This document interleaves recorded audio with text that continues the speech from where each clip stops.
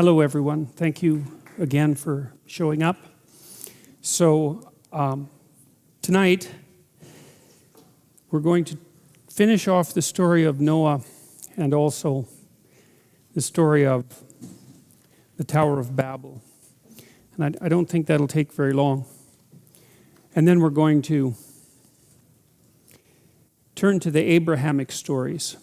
And they're a very complex set of stories. They sit between the earliest stories in Genesis that I would say end with the Tower of Babel, and then the stories of Moses, which are extraordinarily well developed. The Abramic stories, there's a whole sequence of them, multiple stories conjoined together, and I found them very daunting. They're very difficult to understand. And so I'm going to stumble through them the best that I can, I would say. That's probably the best way to think about this, because they have a narrative content that's quite strange. I was reading a book while doing this called The Disappearance of God that I found quite helpful. And the author of that book argues that one of the things that happens in the Old Testament is that God is very manifest at the beginning, in terms of personal appearances even. And then that proclivity fades away as the Old Testament develops. And there's a parallel development that's maybe causally linked. I'm not exactly sure how to conceptualize it, but that appears to be causally linked, is that the stories about individuals become more and more well developed. So it's as if as God fades away, so to speak, the individual becomes more and more manifest. And there's a statement in the Old Testament, the location of which I don't recall, but I'll tell you about it in future lectures, where God essentially tells whoever he's speaking with, and I don't remember who that is, that he's going to disappear and let man essentially go his own way and see what happens. Not a complete disappearance, but maybe a transformation into something that modern people would regard more as a psychological phenomena rather than the sort of objective entity that God seems to be in the beginning of the biblical stories. And so I've been wrestling with that a lot, because the notion that God appears to Abraham multiple times, and that's not a concept that's easy for modern people to grasp. For us, generally speaking, apart from, say, issues of faith, God isn't someone who makes himself personally manifest in our lives. He doesn't appear to us. That's, I suppose, why the question of belief is so paramount for modern people. I presume that if God was in the habit of appearing to you, you likely wouldn't have a problem with belief. I mean, it might be more complicated than that, but that's how it seems to me. And so when we read stories about God making himself manifest, either to a nation, say in the case of Israel, or to individuals, it's not easy to understand. It's not easy to understand why people would write stories like that if they thought like we thought. And I mean, really, it wasn't that long ago that the Bible was written, say, from a biological perspective. It's really only yesterday. It's a couple of thousand years, say 4,000 years, something like that. That's not very long ago. From a biological perspective, it's nothing. So the first thing I tried to do was to see if I could figure out how to understand that. And so I'll start the lecture once we finish the remains of the story of Noah. I'll start the lecture with an attempt to situate the Abramic stories in a context that might make them more accessible, at least a context that worked for me to make them more accessible. Let's conclude the Noah story first, however. When we ended last time, the ark had come to its resting place, and Noah and his family had debarked. And so this is the stories of what occurs immediately afterwards. It's a very short story, but I think it's very relevant for both of these stories, the Tower of Babel as well, very relevant for our current times. And the sons of Noah that went forth of the ark were Shem and Ham and Japheth. And Ham is the father of Canaan. These are the three sons of Noah, and of them was the whole earth overspread. And Noah began to be a husbandman, and he planted a vineyard. And he drank of the wine and was drunken, and he was uncovered within his tent. And Ham, the father of Canaan, saw the nakedness of his father, and told his two brethren without. And Shem and Japheth took a garment and laid it upon both their shoulders, and went backward, and covered the nakedness of their father, and their faces were backward, and they saw not their father's nakedness. And Noah awoke from his wine, and knew what his younger son had done unto him. And he said, Cursed be Canaan, a servant of servants shall he be unto his brethren. And he said, Blessed shall be the Lord God of Shem, and Canaan shall be his servant. And God shall enlarge Japheth, and he shall dwell in the tents of Shem, and Canaan shall be his servant. And Noah lived after the flood 350 years, and all the days of Noah were 950 years, and he died. And the whole earth was of one language and of one speech. Okay, so I remember thinking about this story. It's got to be 30 years ago. And I think the meaning of the story stood out for me. Sometimes, when you read complicated material, sometimes a piece of it will stand out. It's, for some reason, it's like it glitters, I suppose. That might be one way of thinking about it. You're in sync with it, and you can understand what it means. I've really experienced that reading the Tao Te Ching, which is a document I would really like to do a lecture on at some point. Because some of the verses I don't understand, but others stand right out and I can understand them. And I think I understood what this part of the story of Noah meant. And I think it means, we talked a little bit about what nakedness meant in the story of Adam and Eve. And the idea essentially was that to know yourself naked is to become aware of your vulnerability, your physical boundaries in time and space, and your fundamental physiological insufficiencies as they might be judged by others. So there's biological insufficiency that's sort of built into you because you're a fragile, mortal, vulnerable, half-insane creature, and that's just an existential truth. And then, of course, even merely as a human being, even with all those faults, there are faults that you have that are particular to you that might be judged harshly by the group. Well, will definitely be judged harshly by the group. And so to become aware of your nakedness is to become self-conscious and to know your limits and to know your vulnerability. And that's what is revealed to Ham when he comes across his father naked. And so the question is, what does it mean to see your father naked? And it seems to me, and especially in an inappropriate manner like this, it's as if Ham, he does the same thing that happens in the Mesopotamian creation myth when Tiamat and Apsu give rise to the first gods. They're the father of the eventual deity of redemption, Marduk.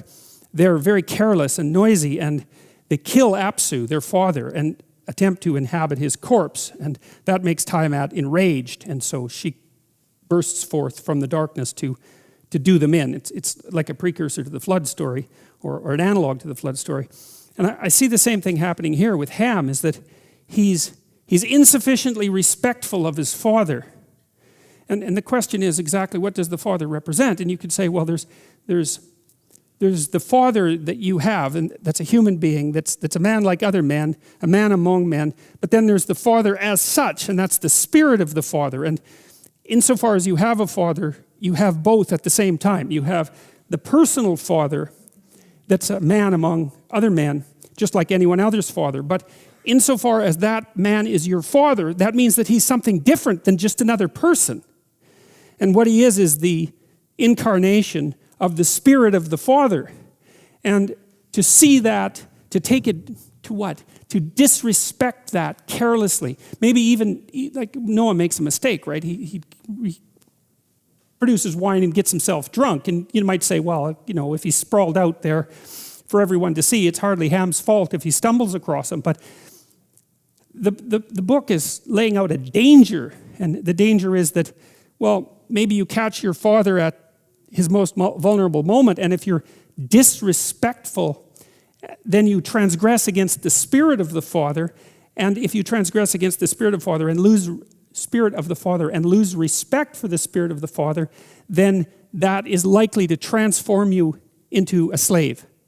That's a very interesting idea. And I think it's particularly interesting, maybe not particularly interesting, but it's particularly germane, I think, to our current cultural situation, because I think that we're pushed constantly to see the nakedness of our Father, so to speak, because of the intense criticism that's directed towards our culture and the patriarchal culture, so to speak. We're constantly exposing its weaknesses and vulnerabilities and, let's say, nakedness. And there's nothing wrong with criticism, but the thing about criticism is the purpose of criticism is to separate the wheat from the chaff. It's not to burn everything to the ground, right? It's to say, well, we're going to carefully look at this. We're going to carefully differentiate. We're going to keep what's good and we're going to move away from what's bad. But the point of the criticism isn't to identify everything as bad. It's to separate what's good from what's bad so that you can retain what's good and move towards it. And to be careless at that is deadly, because you're inhabited by the spirit of the Father, right? Insofar as you're a cultural construction, which of course is something that the postmodern neo-Marxists are absolutely emphatic about. You're a cultural construction. Insofar as you're a cultural construction, then you're inhabited by the spirit of the Father. And to be disrespectful towards that means to undermine the very structure that makes you not all of what you are, certainly not all of what you are, but a good portion of what you are, insofar as you're a socialized cultural entity. And if you pull the foundation out from underneath that, what do you have left? You can hardly manage on your own. It's just not possible. You're a cultural creation. And so Ham makes this desperate error and is careless about exposing himself to the vulnerability of his father, something like that. He does it without sufficient respect. And the judgment is that not only will he be a slave, but so will all of his descendants. And he's contrasted with the other two sons who, I suppose, are willing to give their father the benefit of the doubt, something like that.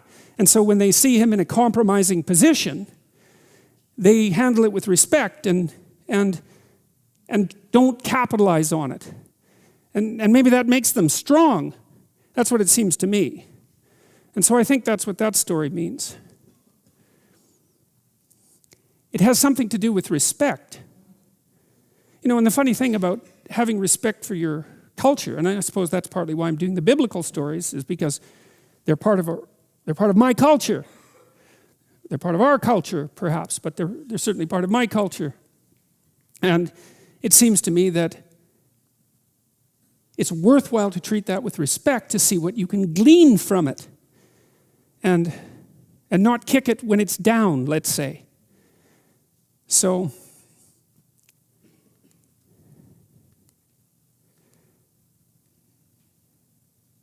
that's how the story of Noah ends. And the thing too is Noah is actually a pretty decent incarnation of the spirit of the Father, which I suppose is one of the things that makes Ham's misstep more egregious, is that, Noah just built an ark and got everybody through the flood, man, It's not so bad. And so maybe the fact that he happened to drink too much wine one day wasn't enough to justify humiliating him. And I don't think it's pushing the limits of symbolic interpretation to note on a daily basis that we're all contained in an ark, right? And that's the ark that, you could think about that as the ark that's been bequeathed to us by our forefathers. That's the tremendous infrastructure that we inhabit, that we take for granted, because it works so well, that protects us from things that we can't even imagine, and we don't have to imagine because we're so well protected. And so one of the things that's really struck me hard, I would say, about the disintegration and corruption of the universities is the absolute ingratitude that goes along with that. Criticism, as I said, is a fine thing if it's done in the spirit in a proper spirit. And that's the spirit of separating the wheat from the chaff. But it needs to be accompanied by gratitude. And it does seem to me that anyone who lives in the West, in the Western culture at this time in history and in this place, and who isn't simultaneously grateful for that is half blind, at least, because it's never been better than this. And it could be so much worse. And it's highly likely that it will be so much worse, because for most of human history, so much worse is the norm. So,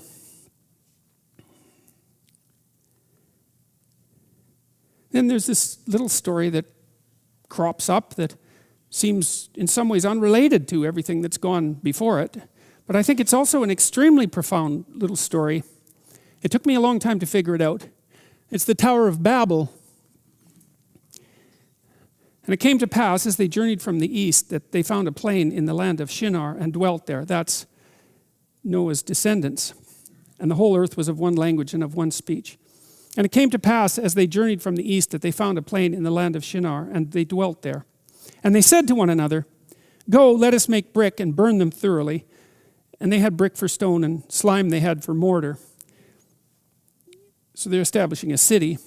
And they said, "Go, let us build a city and a tower whose top may reach unto heaven, and let us make a name, lest we be scattered abroad upon the face of the earth." And the Lord came down to see the city and the tower which the children of men built. And the Lord said, "Behold, the people is one, and they all have one language, and now this they begin to do. And now nothing will be restrained from them which they have imagined to do. Go to, let us go down and there confound their language, that they may not understand one another's speech." So the Lord scattered them abroad from thence upon the face of all the earth, and they left off to build the city. Therefore is the name of it called Babel, because the Lord did there confound the language of all the earth, and from thence did the Lord scatter them abroad upon the face of all the earth. It's a very difficult story to understand. On the face of it, it doesn't seem to show God in a very good light, although that happens fairly frequently in the Old Testament, as far as I can tell. But, the thing to do, if you're reading in the spirit of the text, let's say, is to remember that it's God that you're talking about. And so, even though you might think that he's appearing in a bad light, your duty as a reader, I suppose, is to assume that you're wrong and that what he did was right. And then you're supposed to figure out, well, how could it possibly be right? Because the axiomatic presupposition is that it's God and whatever he does is right.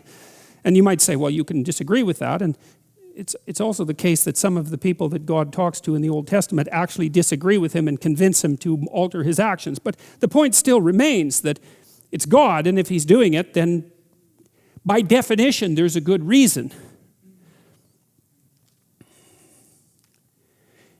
There's an idea much later that John Milton develops in Paradise Lost, which is an amazing poem. And it's a profound enough poem so that it's almost been incorporated into the biblical structure, I would say. So the corpus of Christianity post-Milton was saturated by the Miltonic stories of Satan's rebellion. None of that's in the biblical texts, or it's only hinted at in very brief passages. And Milton wrote his poem to justify the ways of God to man, which is quite an ambition. Really, it's an amazing, profound ambition to try to produce something, to produce a literary work that justifies being to human beings, because that's what Milton was trying to do. So one of my readers here sent me a link the other day, or viewers, to a work of philosophy by an Australian philosopher whose name I don't remember, who basically wrote a book saying that being as such, human experience, is so corrupt and so permeated by suffering that it would be better if it had never existed at all. It's sort of the ultimate expression of nihilism. And Goethe in Faust, his Mephistopheles, who's a satanic character, obviously, has that as a credo. That's Satan's fundamental motivation, is his objection to creation itself is that creation is so flawed and so rife with suffering that it would be better if it had never existed at all. And so that's his motivation for attempting to continue to destroy it. But in Milton's Paradise Lost, Satan is an intellectual figure. And you see that motif emerge very frequently, by the way, in popular culture. So, for example, in The Lion King, the figure of Scar, who's a satanic figure, is also hyper-intellectual. And that's very common, that, you know, it's the evil scientist motif, or the evil advisor to the king, the same motif. It encapsulates something about rationality, and what it seems to encapsulate is the idea that rationality, like Satan, is the highest angel in God's heavenly kingdom. It's a psychological idea, you know, that the most powerful sub-element of the human psyche is the intellect.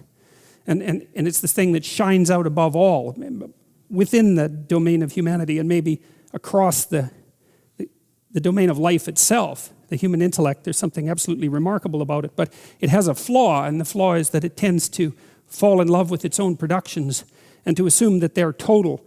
Solzhenitsyn, when he was writing the Gulag Archipelago, had a warning about that with regards to totalitarian ideology. And he said that the price of selling your God-given soul to the entrapments of human dogma was slavery and death, essentially. And Satan, in Milton's Paradise Lost, Satan decides that he can do without the transcendent, he can do without God, and that's why he foments rebellion. It's something like that. And the consequence of that, the immediate consequence from Milton's perspective, was that as soon as Satan decided that what he knew was sufficient and that he could do without the transcendent, which you might think about as the domain outside of what you know, something like that, immediately he was in hell.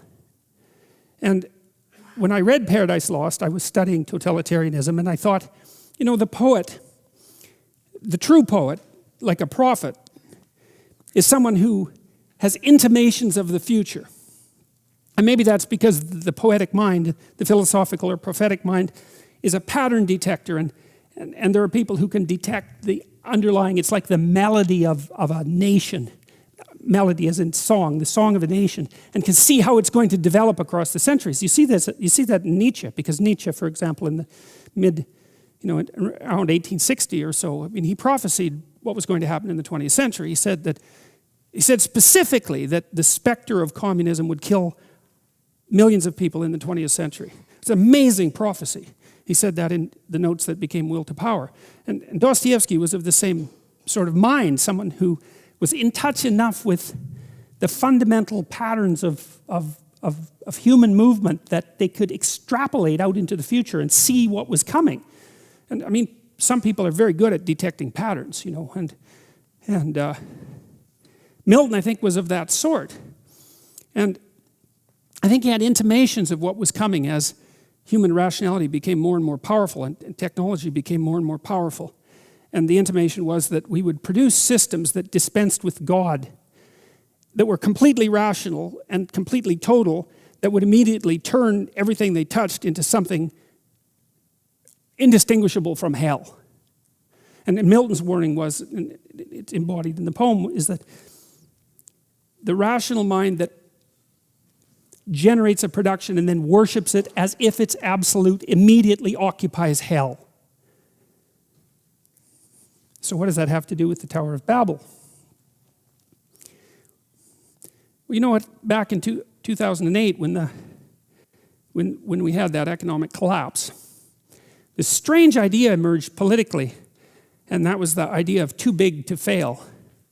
And I thought about that idea for a long time, because I thought, there's something deeply wrong with that. Is one of the things that made Marx wrong was Marx believed that capital would flow into the hands of fewer and fewer people, and that the dissociation between the rich and the poor would become more extreme as capitalism developed. And like so many things that Marx said, it's kind of true. It's kind of true in that the distribution of wealth, and in fact the distribution of anything that's produced, follows a Pareto pattern. And the Pareto pattern basically is that a small proportion of people end up with the bulk of the goods. And it isn't just money. It's anything that people produce creatively ends up in that distribution. And that's actually, the economists call that the Matthew principle, and they take that from a statement in the New Testament, and the statement is, to those who have everything, more will be given, and from those who have nothing, everything will be taken. And it's a map of the manner in which the world manifests itself, where human creative production is involved, and the map seems to indicate that as you start to produce and you're successful, the probability that you will continue to be successful or accelerate increases as you're successful. And as you fail, the probability that you will fail starts to accelerate. So your progress through life looks like this, or like this, something like that. And the reason that Marx was right was because he noted that as a feature of the capitalist system. The reason that he was wrong is that it's not a feature that's specific to a capitalist system. It's a feature that's general to all systems of creative production that are known. And so it's like a natural law, and it's enough of a natural law, by the way, that the distribution of wealth can be modeled by physical models using the same equations that govern the distribution of gas molecules in a vacuum. So it's a really profound, it's a fundamentally profound observation about the world, way the world lays itself out. And it's problematic because if resources accrue unfairly to a small minority of people, and there's a natural law-like element to that that has to be dealt with from a social perspective, because if the inequality becomes too extreme, then the whole system will destabilize. And so you can have an intelligent discussion about how to mitigate the effects of the transfer of creative production into the hands of a small number of people. Now, the other reason, however, having said that, the other reason that Marx was wrong, there's a number of them. One is that even though creative products end up in the hands of a small number of people, it's not the same people consistently across time. It's the same proportion of people. And that's not the same thing. You know, like, imagine that there's water going down a drain, and you say, well, look at the spiral. It's permanent. You think, well, the spiral's permanent, but the water molecules aren't. They're moving through it. And it's the same in some sense with the Pareto distribution, is that there's a 1%, and there's always a 1%, but it's not the same people. The stability of it differs from culture to culture, but there's a lot of movement in the upper 1%, a tremendous amount of movement. And one of the reasons for that movement is that things get large, and then they get too large, and then they collapse. And so, in 2008, when the politicians said, too big to fail, they got something truly backwards, as far as I can tell, and that was, it was a reverse, the statement was reversed. It should have been so big it had to fail.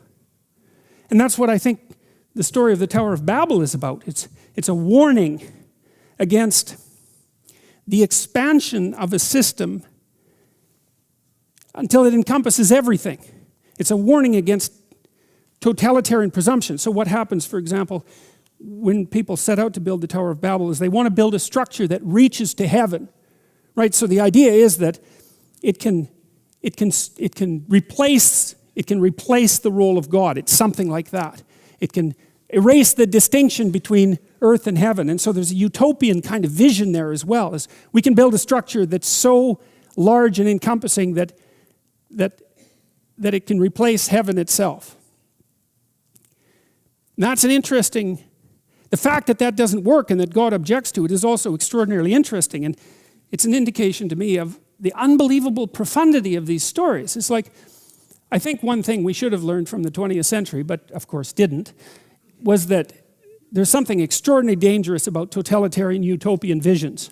That's something Dostoevsky wrote about, by the way, in his great book, Notes from Underground, because Dostoevsky had figured out by the early 1900s that there was something very, very pathological about a utopian vision of perfection, that it was profoundly anti-human.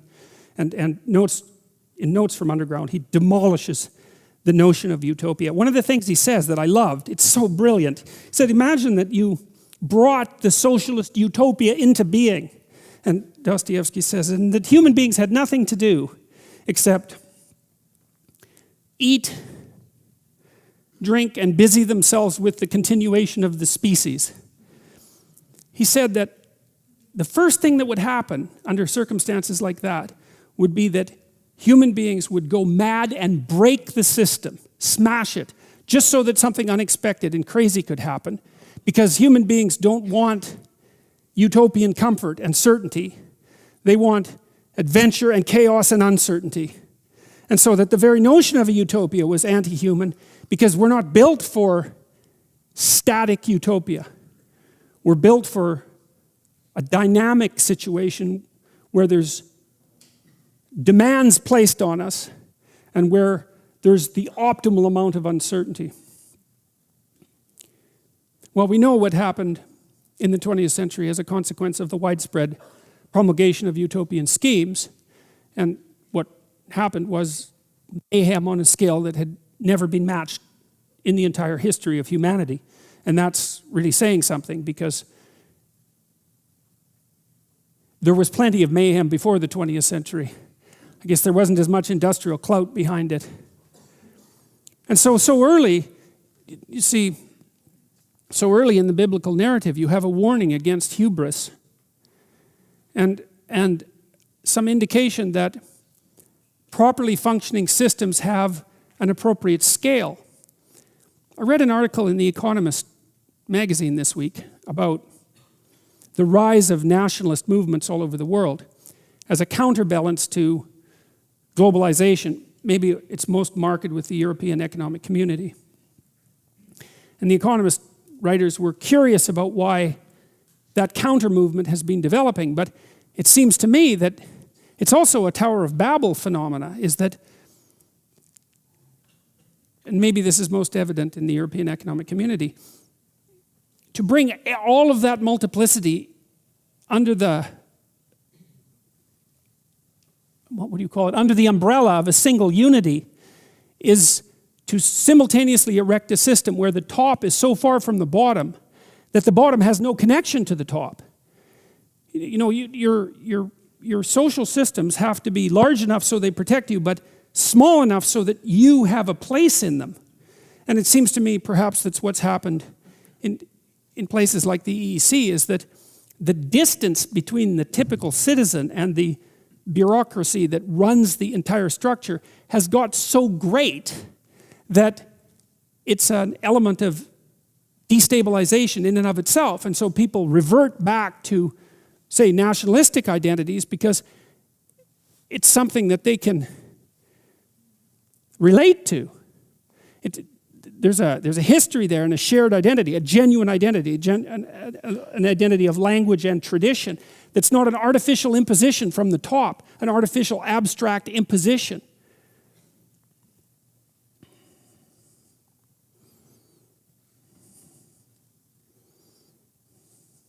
In the Egyptian creation myth, the version I'm most familiar with, in the previous creation myth, an older one, the Mesopotamian creation myth, mostly what you see menacing humanity is Tiamat. She's the dragon of chaos, and so that's nature. It's really Mother Nature, red in tooth and claw. But by the time the Egyptians come along, it isn't only nature that threatens humanity, it's the social structure itself. And so the Egyptians had two deities that represented the social structure, and one was Osiris, who was like the spirit of the father. He was a great hero who established Egypt, but became old and willfully blind and senile. And he had an evil brother named Seth. And Seth was always conspiring to overthrow him. And because Osiris ignored him long enough, Seth did overthrow him, chopped him into pieces and distributed him all around the kingdom. And his son Horus had to come back and fight. Osiris's son Horus had to come back and defeat Seth to take the kingdom back. And that's how that story ends. But the Egyptians seem to have realized, maybe because they had become bureaucratized to quite a substantial degree, that it wasn't only nature that threatened humankind. It was also the proclivity of human organizations to become too large, too unwieldy, too deceitful, and too willfully blind, and therefore liable to collapse. And again, I see echoes of that in this story of the Tower of Babel. So it's a calling for a kind of humility of social engineering. One of the other things I've learned as a social scientist, and I've been warned about this by, I would say, great social scientists, that you want to be very careful about doing large-scale experimentation with large-scale systems, because the probability that if you implement a scheme in a large-scale social system, that scheme will have the result you intended is negligible. What will happen will be something that you don't intend, and even worse, something that works at counter purposes to your original intent. And so, and that makes sense, because if you have a very, very complex system and you perturb it, the probability that you can predict the consequence of the perturbation is extraordinarily low, obviously. If a system works, though, you think you understand it because it works. And so you think it's simpler than it actually is. And so then you think that your model of it is correct. And then you think that your manipulation of the model, which produces the outcome you model, will be the outcome that's actually produced in the world. And that doesn't work at all. I thought about that an awful lot, thinking about how to remediate social systems, because obviously they need careful attention and adjustment. And it struck me that the proper strategy for implementing social change is to stay within your domain of competence. And that requires humility, which is a virtue that is never promoted in modern culture, I would say. It's a virtue that you can hardly even talk about. But humility means you're probably not as smart as you think you are, and you should be careful. And so then the question might be, well, okay, you should be careful, but perhaps you still want to do good, or you want to make some positive changes. How can you be careful and do good? And then I would say, well, you try not to step outside of the boundaries of your competence, and you start small. And you start with things that you actually could adjust, that you actually do understand, that you actually could fix. I mentioned to you at one point that one of the things Carl Jung said was that modern men don't see God because they don't look low enough. It's a very interesting phrase. And one of the things that I've been promoting, I suppose, online is the idea that you should restrict your attempts to fix things to what's at hand. So there's probably things about you that you could fix, right? Things that you know that aren't right. Not anyone else's opinion, your own opinion, that aren't right. You can fix them. Maybe there's some things that you could adjust in your family, although that gets hard.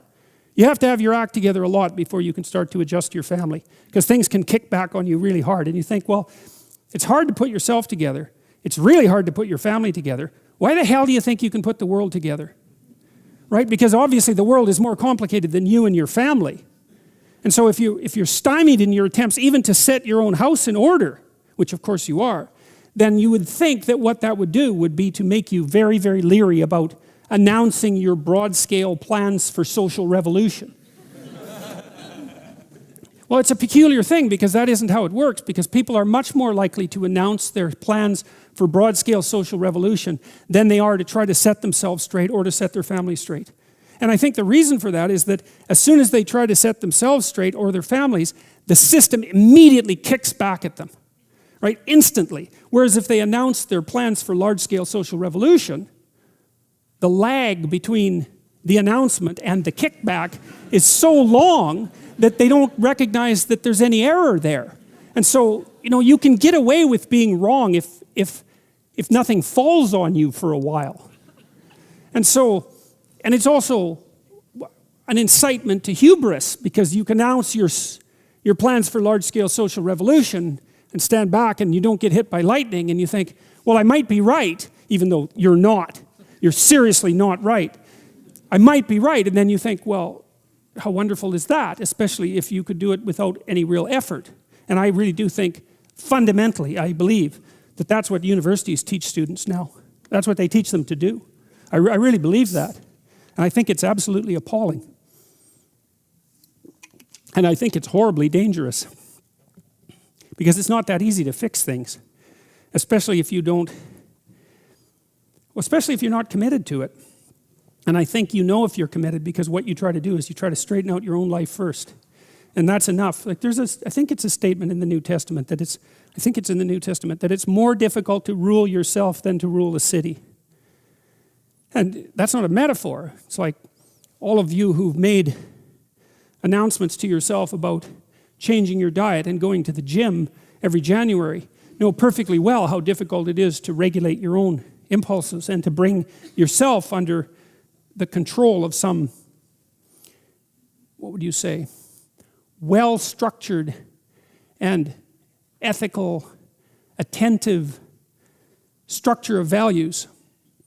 It's extraordinarily difficult, and so people don't do it, and instead they wander off, and I think they create towers of Babel, and the story indicates, well, those things collapse under their own weight, and everyone goes their own direction. I think I see that happening with the LGBT community. I think, because one of the things I've noticed, it's very interesting because the community is some sense, it's not a community, but that's a technical error, but it's composed of outsiders, let's say. And what you notice across the decades is that the acronym list keeps growing. And I think that's because there's an infinite number of ways to be an outsider. And so once you open the door to the construction of a group that's characterized by failing to fit into the group, then you immediately create a category that's infinitely expandable. And so I don't know how long the acronym list is now. It depends on which acronym list you consult.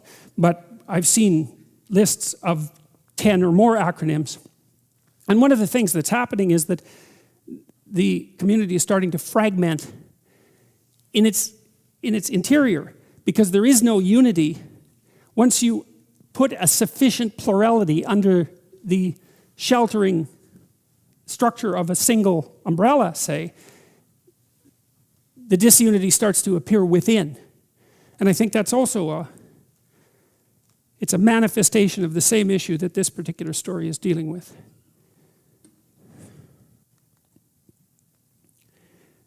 So that ends, I would say, the most archaic stories in the Bible. There's something about the flood story and also the Tower of Babel. I think they outline the two fundamental dangers that beset mankind. One is the probability that blindness and sin will produce a natural catastrophe or entice one. That's something modern people are very aware of in principle, right? Because we're all hyper concerned about environmental degradation and catastrophe. And so that's the continual reactivation of an archetypal idea in our unconscious minds, that there's something about the way we're living that's unsustainable and that will create a catastrophe. It's so interesting because people believe that firmly and deeply, but they don't see the relationship between that and the archetypal stories, because it's the same story.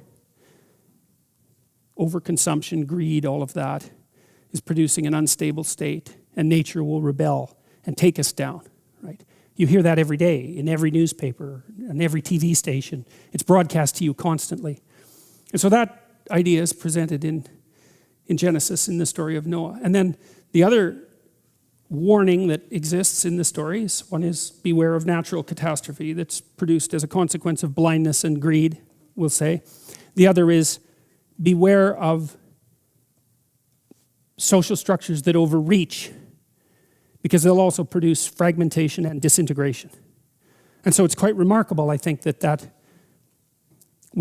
at the close of the story of the Tower of Babel, we've got both of the permanent existential dangers that present themselves to humanity already identified.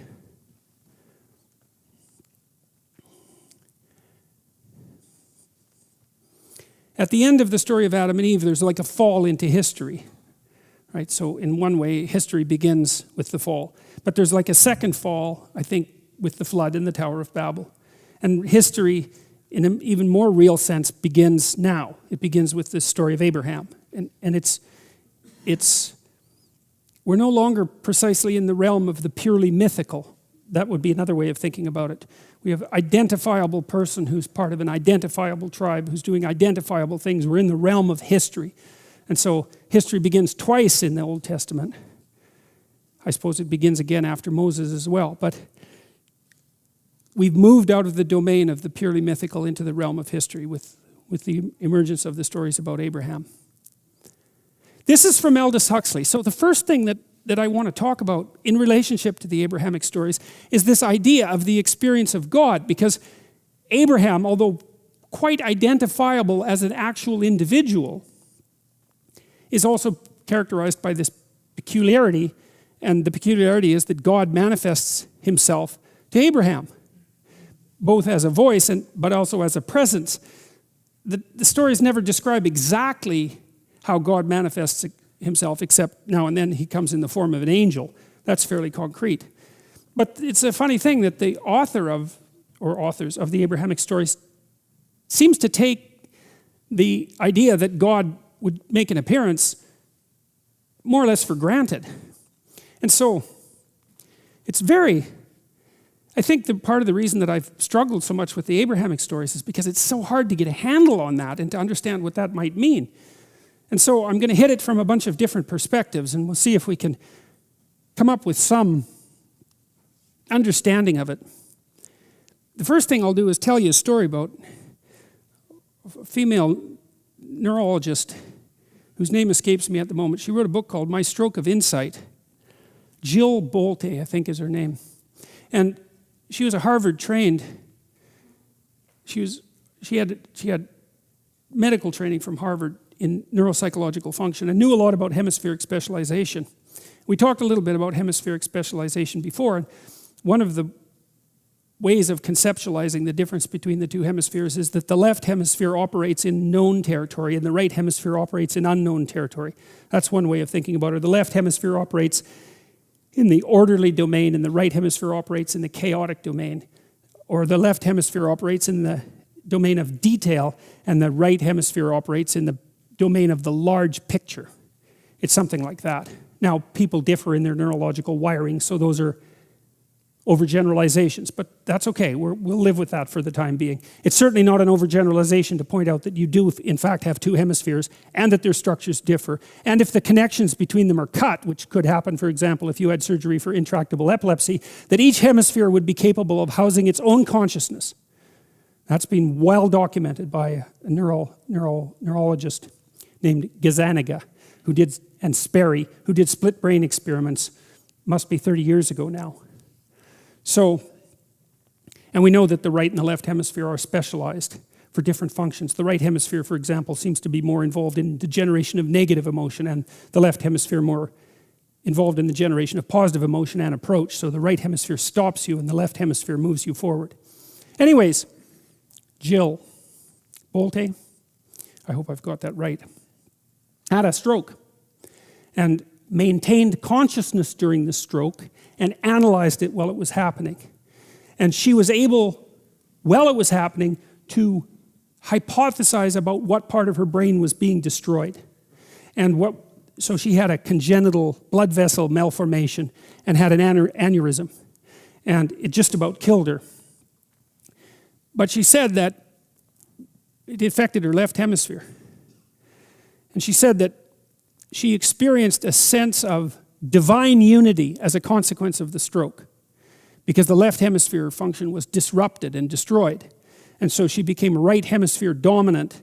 And her experience of that was the dissolution of the specific ego into absolute consciousness, something like that.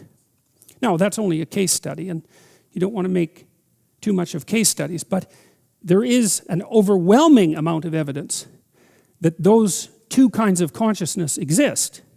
One being your consciousness of you as a localized and specified being, and the other being this capacity to experience oceanic dissolution and the sense of the cosmos being one. Now, why we have those capacities for different conscious experiences is very difficult to understand. I mean, part of me thinks that maybe we have a generic human brain that's the brain of the species. And allied with that, we have a specific individual brain. And one is the left hemisphere and the other is the right hemisphere. The left hemisphere being the specific individual brain. And usually it's on and working because you obviously have to take care of yourself as a specific entity and not as a generalized cosmic phenomena. It's hard to dice celery when you're a generalized cosmic phenomena, right? So you have to be more pointed than that. But look, let's make no mistake about it.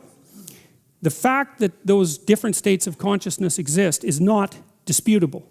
They can be elicited in all sorts of ways. And so I'm going to read you something that Aldous Huxley wrote about this back, I think in 1956. This was after he started his experimentation with mescaline. Because the psychedelics were introduced into Western culture in the 1950s in a whole bunch of different ways. Psilocybin mushrooms, LSD, that was discovered right at the end of World War II. It was discovered by accident, actually, in a laboratory, Sandoz Labs. The guy who discovered it, Albert Hofmann, had spilled some on his hands. You could absorb it through your skin. And he was biking home and had the world's first LSD trip, which was somewhat of a shock to him, and then to the entire world. But Huxley, who was a great literary figure, a real genius, experimented with mescaline in the late 50s. And he wrote a book called The Doors of Perception, which had a huge impact on the emerging psychedelic culture, both on the East Coast at Harvard and on the West Coast with Ken Kesey and his Merry Pranksters, the people who popularized LSD. That's all documented in a book called The Electric Kool-Aid Acid Test, which I would highly recommend. It's Tom Wolfe. It's a brilliant book. On the East Coast, it was Timothy Leary. I had Timothy Leary's old job at Harvard.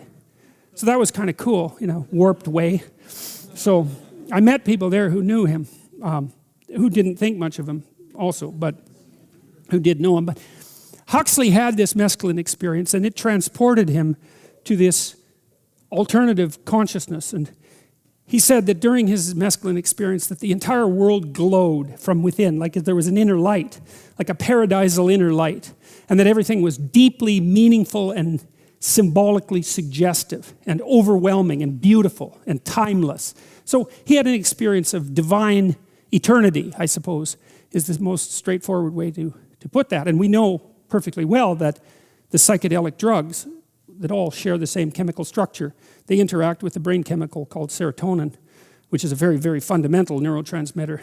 They all have approximately the same range of effects, although those effects are there's a very large multitude of effects that sort of exist underneath that umbrella.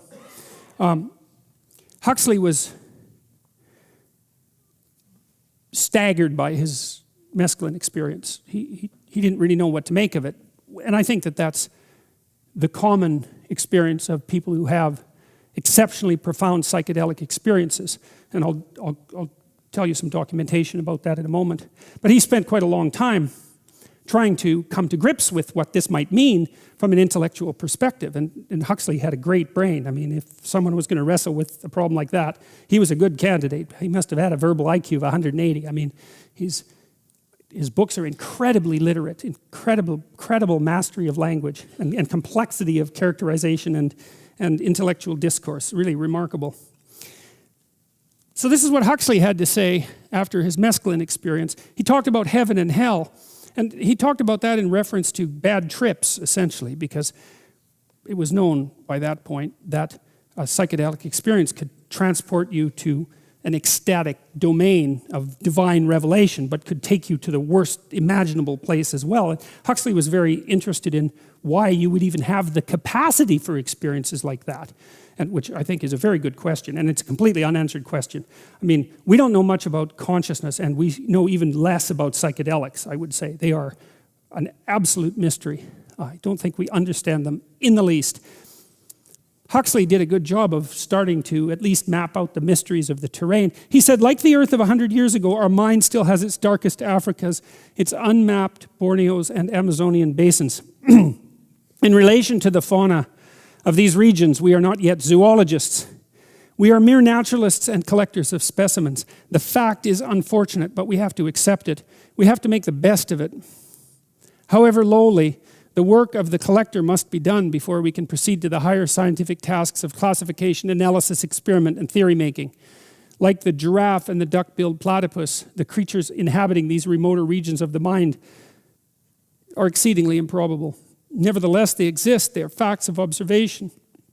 And as such, they cannot be ignored by anyone who is honestly trying to understand the world in which he lives.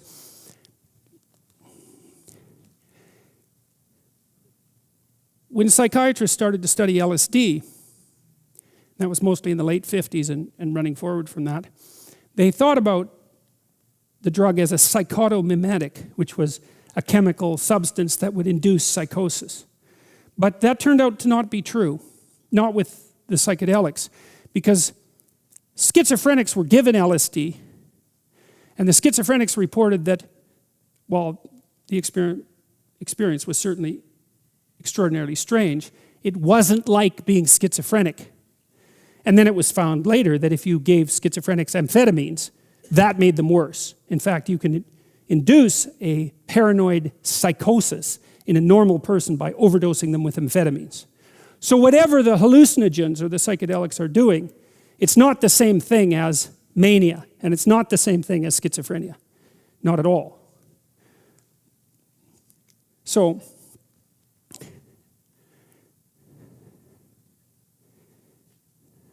you can't just write the experience off as an induced psychosis.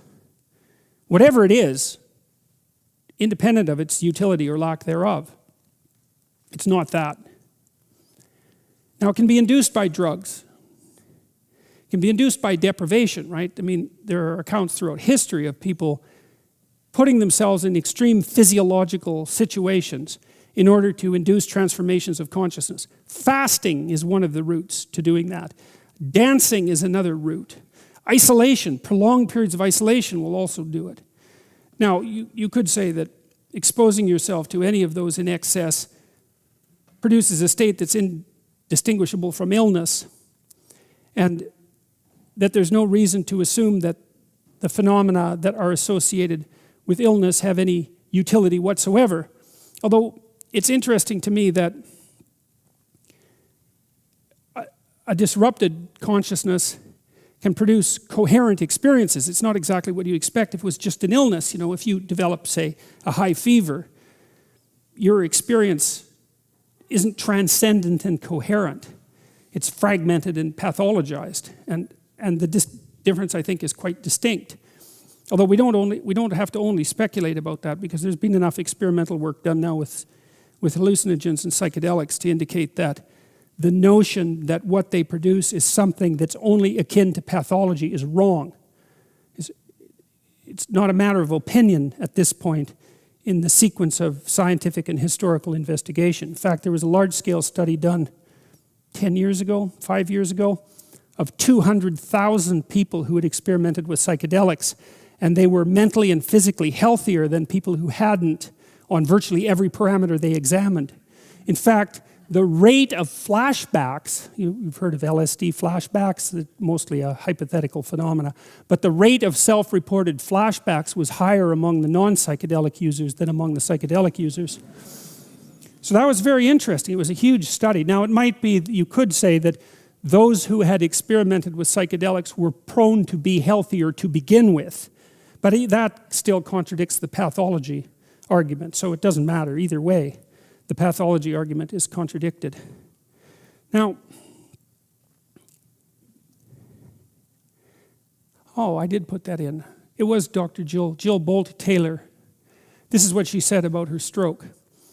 I remember that first day of the stroke with terrific bittersweetness. In the absence of the normal functioning of my left orientation association area, my perception of my physical boundaries was no longer limited to where my skin met air. I felt like a genie liberated from its bottle. It's a good metaphor. The energy of my spirit seemed to flow like a great whale gliding through a sea of silent euphoria. The absence of physical boundary was one of glorious bliss. Recently, Dr. Roland Griffith. I met him once at a conference in San Francisco. Surprise, surprise. A conference on awe, and this was just when he was embarking on his experiments with psilocybin, which were the first experiments on hallucinogens that were permitted by the National Institute of Mental Health in some 3-4 decades. He had to be very careful to lay out the scientific protocols so that the ethics committees would approve the experiments and so that the federal funding agencies would also allow the experiments to go through. He started to experiment with psilocybin, and he's found and published a number of very interesting results. One was that a single psilocybin trip, and I specify trip because sometimes when people take psilocybin at the doses that Griffith uses, they don't have a psychedelic experience. Most people who take the dose do, but not everyone. Those who take the dose and don't have the mystical experience don't experience the consequences of taking the drug. And the consequences can be quite profound. So one consequence is that if you have the mystical experience that's associated with psilocybin ingestion, you're liable to represent that to others and yourself as one of the 2 or 3 most important experiences of your entire life. So that would be at the same level as the birth of your child or your marriage, let's say, assuming that those were transcendent experiences. But that's but that's how people describe them. So that's very interesting in and of itself. Then another thing that Griffith reported was that 1 year after a single psilocybin dose, profound enough to induce a mystical experience, the trait openness of the participants had increased 1 standard deviation, which is a tremendous amount. And so it looked like 1 dose produced a permanent neurological and psychological transformation. Now, I'm not saying that that's a good thing. I'm not saying that because I don't think that openness is an untroubled blessing. But it's certainly a testament to the unbelievable potency of the drugs. There's about a 10% chance, by the way, with psilocybin ingestion of a trip to hell. And so that's certainly something very much worth considering when you're thinking about the potential effects of this kind of experience.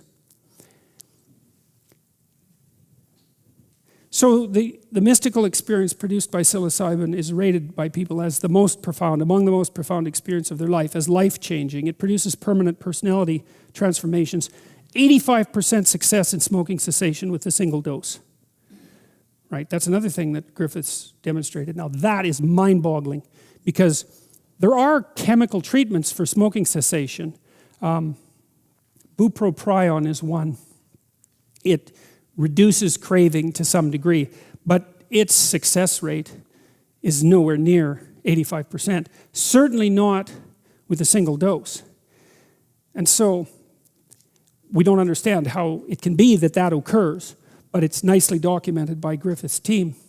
In this experiment, he gave psilocybin to people who were dying of cancer. Cancer patients often develop chronic, clinically significant symptoms of depression and anxiety. Previous studies suggest that psilocybin may decrease depression and anxiety in cancer patients. Aldous Huxley took LSD on his deathbed, by the way. So the idea that there was something about psychedelic substances that could buffer people against the catastrophes of mortality is an idea that's as old as experimentation with the drug itself. The effects of psilocybin were studied in 51 cancer patients with life-threatening diagnoses and symptoms of depression and/or anxiety, unsurprisingly.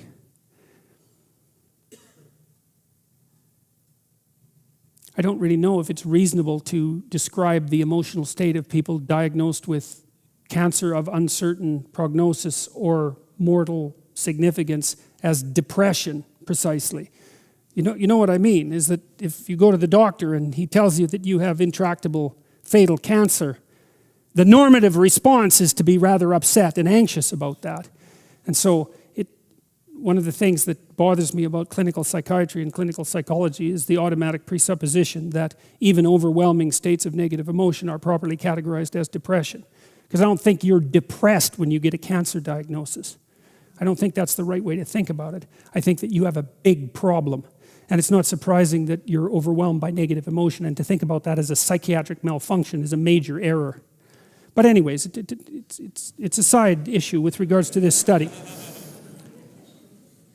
The effects of psilocybin were studied in 51 cancer patients with life-threatening diagnosis and symptoms of depression and or anxiety. I cannot imagine how they got this through an ethics committee. It's just, we're going to take people who have uncertain diagnosis of cancer that are potentially life-threatening, and we're going to give them psychedelics. It's like, but they did it. And I think it's a testament to Griffith's stature as a researcher that was allowable. This was a randomized double-blind crossover trial, very carefully designed clinical investigation. People were assigned to the treatment group or to the drug group or the non-drug group randomly, blindly. And it investigated the effects of the drug also at different doses, which is another hallmark of a well-designed pharmacological study. Very low placebo-like dose, 1 or 3 milligrams per 70 kilograms of body weight, versus a high dose, 22 or 30 milligrams per 70 kilograms of psilocybin, chemical psilocybin, administered in counterbalance sequence with 5 weeks between sessions and a 6-month follow-up. Instructions to participants and staff minimized the effects of expectancy. Participants, staff, and community observers rated participant moods, attitudes, and behaviors throughout the study. That's also the hallmark of a well-designed study, because they didn't rely on a single source of information for the outcome data, right? They got self-reports, that's fine, but they had relatively objective observers also gather data at the same time. High-dose psilocybin produced large decreases in clinician and self-related measures of depressed mood and anxiety, along with increases in quality of life, life meaning and optimism, and decreases in death anxiety. And that's an interesting, it's a subtle and scientifically sparse statement, but it's a very interesting one. It was there's an intimation of a causal relationship here. Increases in quality of life, life meaning, and decreases in death anxiety. I mean, the intimation there is that one of the ways of decreasing your anxiety about death is to increase the felt meaning in your life. And the psilocybin dosages potentiate that, but it's a good thing to know in a general manner if it happens to be a generalizable truth, right? If you're terrified of mortality, terrified of vulnerability, there's always the possibility that the life path that you're following isn't rich enough to buffer you against the negative element of existence.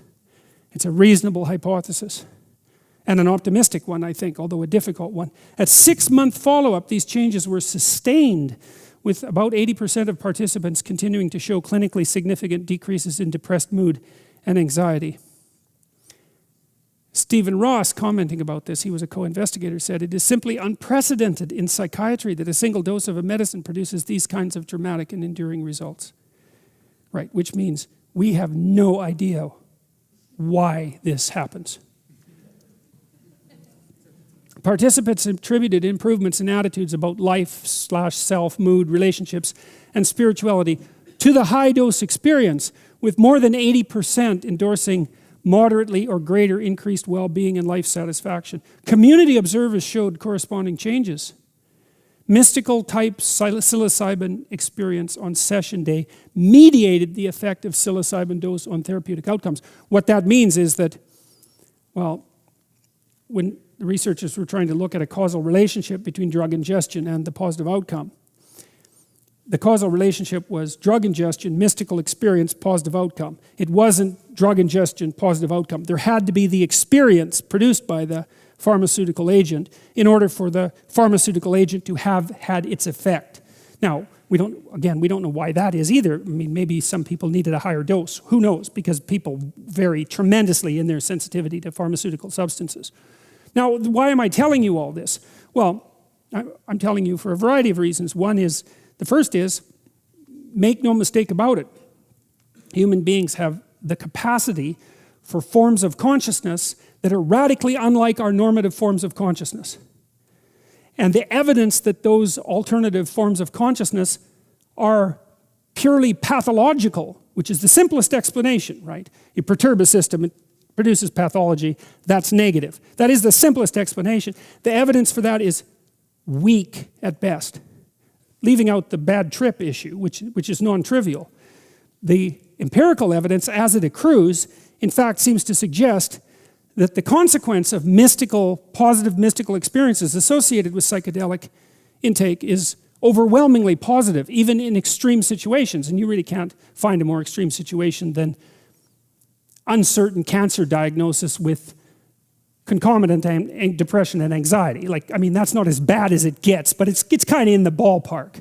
And so the fact that even under circumstances like that, there was the overwhelming probability that the experience would be positive, because that's another thing you wouldn't expect, even from some of the earliest discussions about psychedelic use that were put forth by people, including Timothy Leary, describing the importance of set, right? So that the early experimenters noted that if you had a psychedelic experience and you were in a bad state or in a bad place, that was one of the precursors to a bad trip, that the negative emotion that you entered the experience with could be magnified tremendously by the chemical substance, and so that it was necessary to be somewhere safe, to be around people that you trust, to be in a familiar environment, to get all the variables that you could control under control.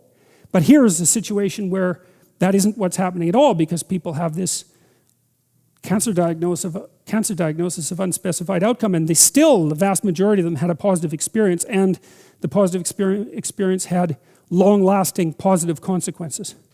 So the case that the transcendent experience is not real, that's wrong. It's real. Now, we don't know what that means, because it actually challenges to some degree our concepts of what constitutes real. But it's certainly well within the realm of normative human experience. So it's part of the human capacity. And there's been other neurological experiments too. There's a researcher, a Canadian researcher, if I remember correctly, who invented something he called the God helmet. And it used electromagnetic stimulation, brain stimulation, to induce mystical experiences. Now, I don't remember what part of the brain he was shutting off or activating with that particular gadget, but there's all sorts of other indications of this sort of thing that have cropped up in other domains of the neurological literature. For example, it's very common for people who are epileptic to have religious experiences as part of the prodroma to the actual seizure. That was the case with Dostoevsky, for example, who had incredibly intense religious experiences that would culminate in an epileptic seizure. And he said that they were of sufficient quality that he would give up his whole life to have had them. And the funny thing too is that, in my reading of Dostoevsky at least, is that I think that epileptic seizures and the associated mystical experiences were part of what made him a transcendently brilliant author. I don't think that he would have broken through into the domains of insight that he possessed without those strange neurological experiences. And it was certainly not the case that his epilepsy or the experiences that were associated with it produced what you might describe as an impairment in his cognitive function. It's quite the contrary. At least that's how it looks to me. Here's another something worth considering, and I don't know how important it is, but it might be really important. It depends on how important. This is something that Carl Jung said, so it depends on how important Jung is. Now, Freud established the field of psychoanalysis, and with it, investigation, I would say, rigorous investigation into the contents of the unconscious. Now, modern psychologists and psychiatrists like to, denigrate Freud. And I think there's a reason for that. I think that Freud's fundamental insights were so profound and so valuable that they got immediately absorbed into our culture. And now they seem self-evident, and so that all that's left of Freud is his errors. Because we believe everything else. We believe all the profound things he discovered. We just take them for granted, and so we don't believe the things that he said that weren't quite on the money. And that's all we credit him with now. But he was certainly the first person who brought up the idea of the unconscious in a rigorous manner. And he was the first person to do a rigorous examination of dreams, because the Interpretation of Dreams is a great book. It's well worth reading. And he was the first person to note that people were, in some sense, inhabited by sub-personalities that had a certain degree of autonomy and independent life. Brilliant observation. The cognitive psychologists haven't caught up with that at all yet. Jung was profoundly affected by Freud. Jung was profoundly affected by Nietzsche and by Freud. Those were his two main intellectual influences. I don't think one more than the other. He split with Freud on the religious issue. That was what caused the disruption in their relationship. And I think it's an extremely interesting historical occurrence. It might be of profound significance. Freud believed that the fundamental myth of the human being was the Oedipal myth. And the Oedipal myth, from a broader perspective, is a failed hero story. So the Oedipal myth is the myth of a man who develops, who grows up, but then accidentally becomes too close to his mother, sleeps with her. He doesn't know who she is, and as a consequence blinds himself. And there's a warning about human development gone wrong in that story. And I think that Freud put his finger on it extraordinarily well, because human beings have a very long period of dependency. And one of the things that you do see in clinical practice is that many people's problems are associated with their inability to break free of their family. Like they're consumed by the family drama, right? They can't get beyond what happened to them in their family. They're stuck in the past. And that's equivalent, symbolically speaking, you might say, to the idea of being too close to your mother, of the boundaries being improperly specified. And that happens far more often than anyone would like to think. As I said, Freud thought it was a universal. But Jung, see, he had a different idea, and his idea was that it wasn't the failed hero story that was the universal human myth. It was the successful hero story. And that's a big difference. Like, it's seriously a big difference. Because the successful hero story is, you remember in Sleeping Beauty, you may remember this in the Disney movie, the evil queen traps the prince in a dungeon, and she's not going to let him out till he's old, right? And so there's this comical scene where she's down in the dungeon, he's all in chains, and she's laughing at him, telling him what his future is going to be like. She's quite evil. And, you know, she paints this wonderful picture of him being freed in like 80 years and hobbling out of the castle on his horse that's so old he can barely stand up, and him with gray hair. And you know, and she recites this story of his eventual triumphant departure from the castle as an old and decrepit man, and she has a great laugh about it.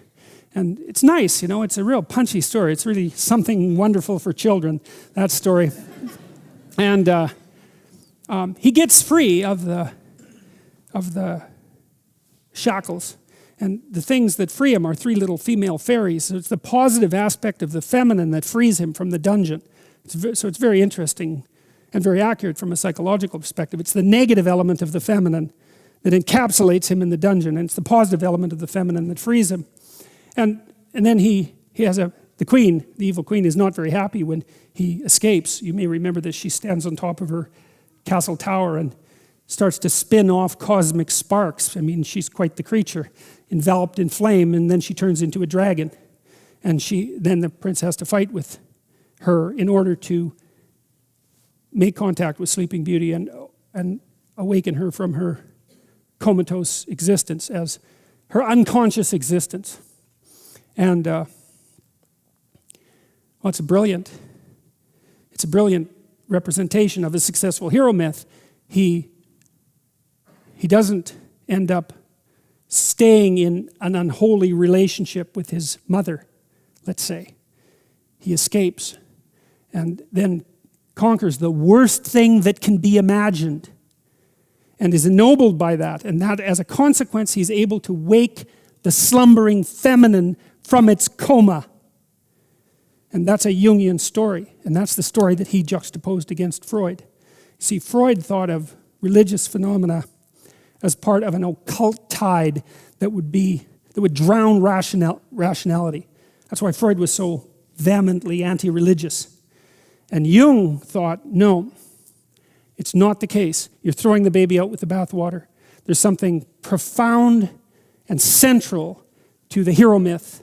And Jungian clinical work is essentially the awakening of the hero myth in the analysand, in the client or in the patient, to conceptualize yourself as that which can confront chaos and triumph, and that's associated with an ennobling of consciousness and the establishment of proper positive relationships between male and female. And you know, I'm a skeptical person. I'm a very, very skeptical person.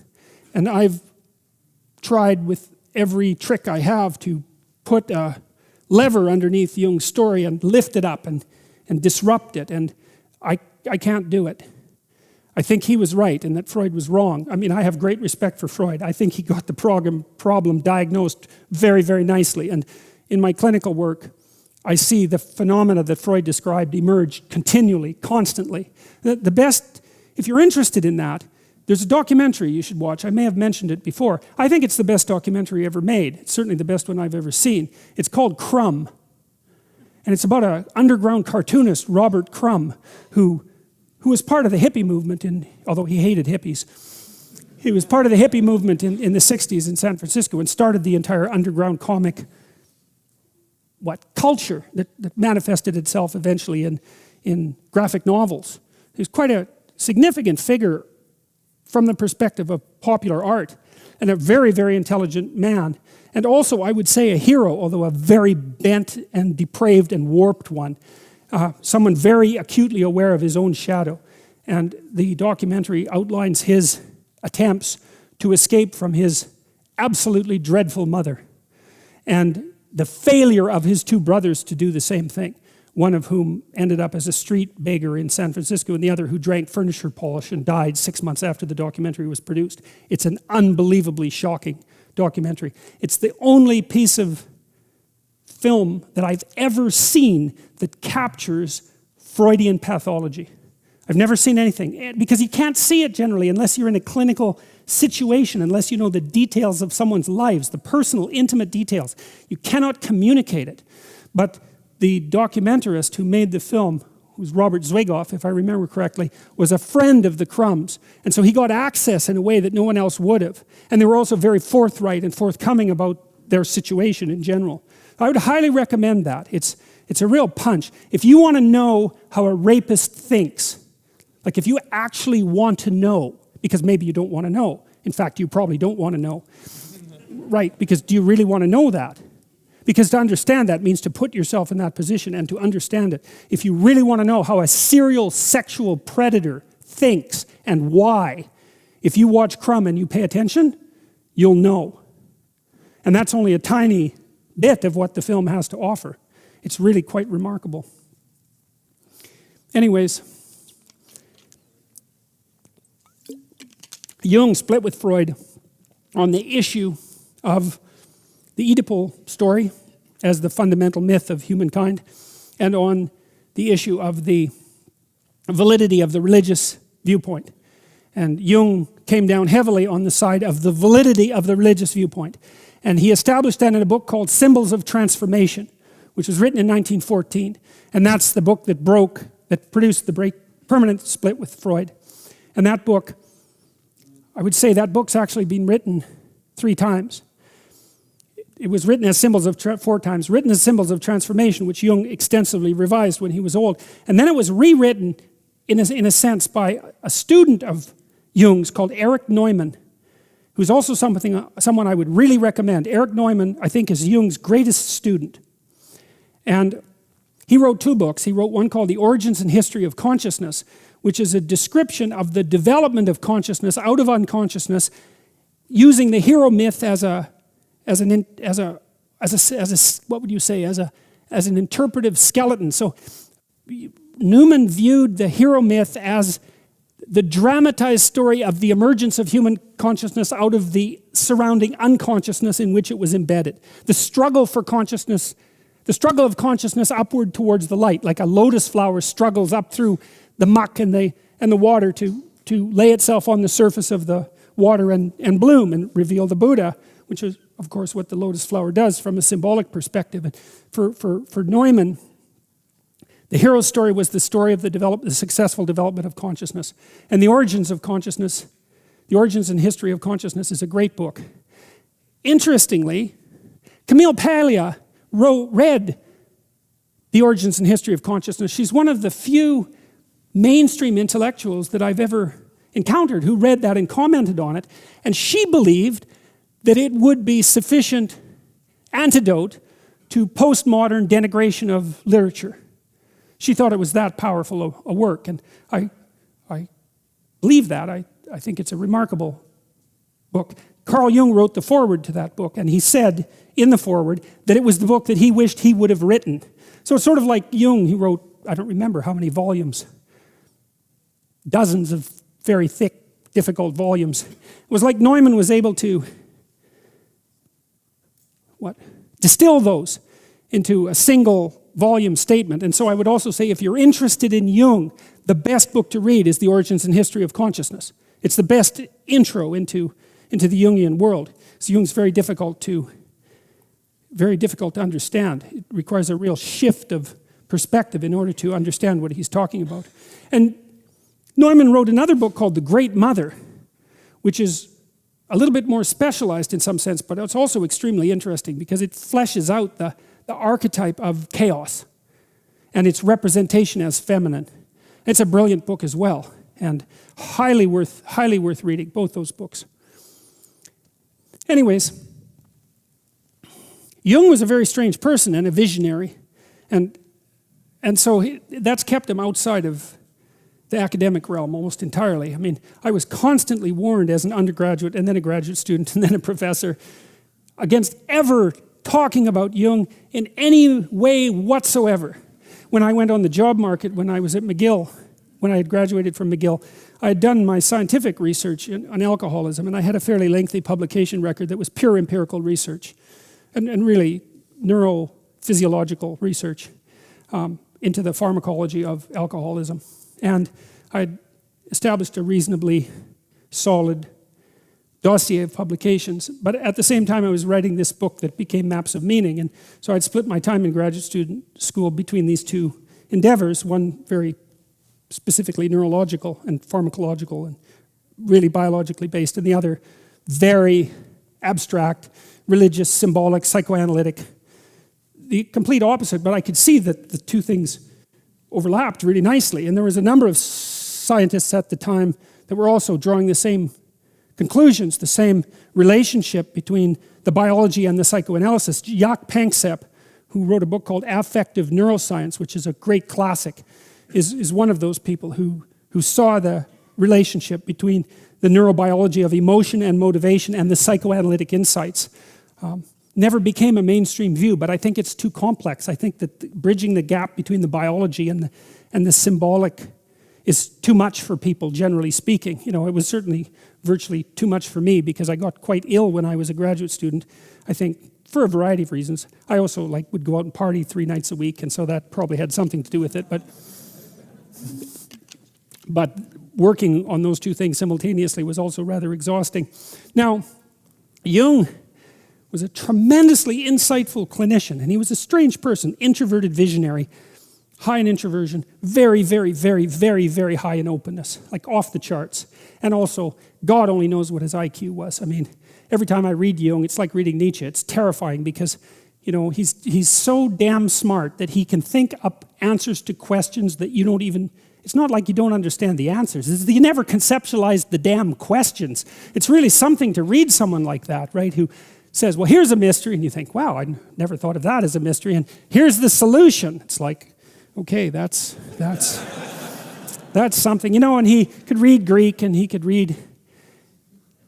read a very large variety of ancient languages and was very familiar with the entire corpus of astrological thought and of alchemical thought and of classic literature and biblical stories, and I mean, educated in a way that no one is educated now. And so he's a very daunting person to encounter and terrifying, absolutely terrifying. His book, Ion, which is the second volume of it's the second volume of volume 9, which is the archetypes of the collective unconscious. That damn book is just absolutely terrifying, because Jung, he's one of these visionaries who can see way underneath the social structures and look at patterns that are developing across, in Jung's case, across thousands of years, and lays them out. And so that's really something to encounter. Ion is a terrifying book. Anyways, one question might be, well, because I read Jung and I think, how the hell did he know these things? How could he figure these things out? I can't understand how he could possibly know these things. Well, here's a partial answer. Jung was a visionary, and so what that means, as far as I can tell, and we could do a little quick survey here. How many of you think in words? Put up your hands. Do you think in words? Okay, so it looks like. What about pictures? How many of you think in pictures? Okay, so that's interesting. How many of you think, that's about half and half, by the way, probably a fewer on the word side. How many of you think in pictures and words? Okay, and so, all right, so it was roughly a third in each category, but that's also something that I really haven't encountered any research on from the neuropsychological perspective. It's like, well, do you think in pictures or do you think in words? And is that actually a reliable distinction? I think in words most of the time. But I can think in pictures. Like if I'm trying to build something, I can think in pictures almost instantaneously, but it isn't my natural mode of thinking. I'm hyperverbal, and so my natural mode of thinking is to think everything through in words. But I know my wife isn't like that. She thinks in images and then has to translate them into words. And so, anyways, Jung was very literate, and he could really think in words, but he could really think in images. Also, talking to my wife quite extensively, like the intensity of her visualization vastly exceeds mine. So for example, if I close my eyes and I try to imagine the crowd in front of me, it's pretty low resolution and vague, and not brilliantly colored and vivid. You know, it's like I'm seeing through a glass darkly, let's say. I can't bring images to mind with spectacular clarity, but my wife is very good at that, and Jung seemed to be absolutely a genius at that kind of thinking. And he had a lot of visionaries in his family history as well. So I don't know to what degree there's a hereditary component of that, and I don't know to what degree that's actually like a neurological specialization. I presume it would be associated with the trait openness, distinguishes itself, differentiates itself into interest in ideas and interest in aesthetics. And my suspicion is that the people who are more interested in aesthetics are the visionary types, the ones that think in images. Anyways, Jung could really think in images, and he could imagine beings. And I had a client once who was a lucid dreamer. And how many of you have had a lucid dream? So you know you're dreaming while you're, okay, many. That phenomena wasn't really even identified as a phenomena until the end of the 19th century. There was a book written about it that Freud tried to get his hands on but couldn't, because it was a very rare book. And then there was a researcher about 30 years ago who started to study lucid dreams. But anyways, I had a client who was a lucid dreamer, and one of the things she could do was ask her dream characters what information they were trying to convey, and they would tell her. So that was very interesting. And one of the consequences of that was, and I don't have this story completely right in my memory, but it's close enough. She was afraid of a very large number of things. And in her dream, I think it was a gypsy standing by a wagon, told her that if she was going to be successful in university, that she would have to visit a slaughterhouse. And that was something that was way beyond her capacity to tolerate. She was a vegetarian. She couldn't stand the sight of raw meat even. And she was very oppressed and depressed and anxious because of the slaughterhouse nature of existence. And so her dream focused on that. And one of the consequences of that, because the slaughterhouse was out of the question as a clinical intervention, I took her to an embalming. Right, because I asked her what might be equivalent to that. And so she suggested that. And, you know, exposure therapy is a hallmark of clinical psychology, right?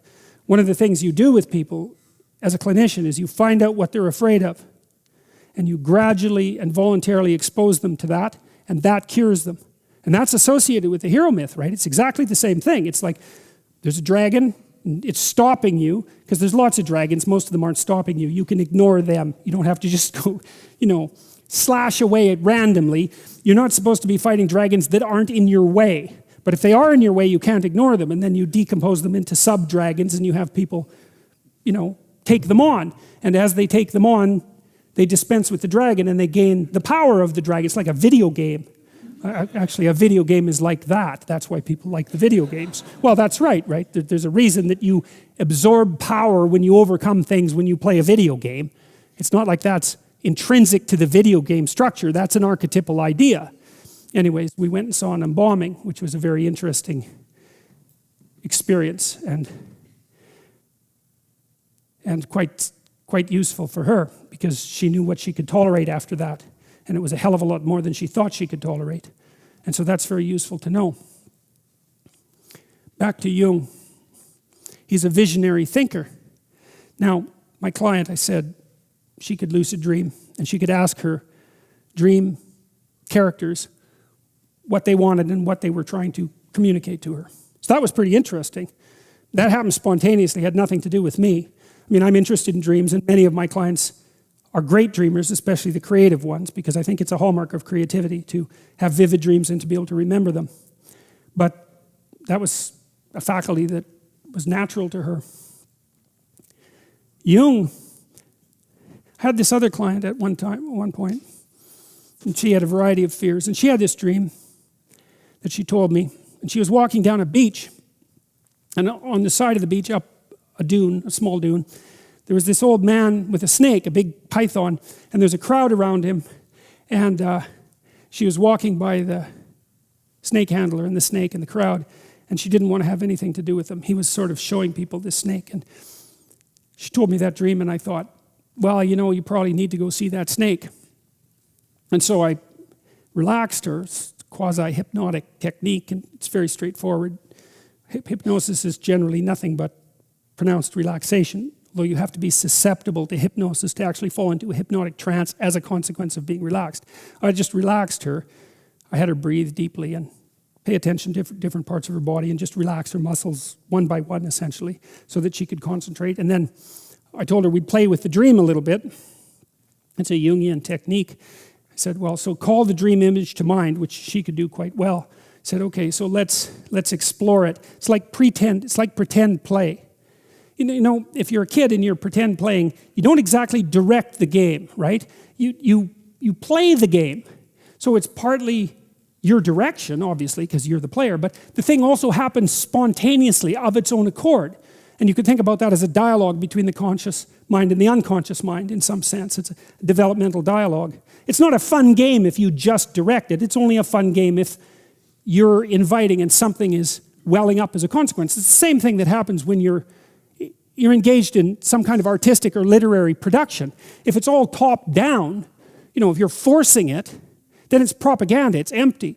What you want to sort of is put yourself in a receptive state of mind, in an imaginative state of mind, and it's sort of half you and half nature itself manifesting itself in your creative imagination. And that was the sort of state that we were striving for. And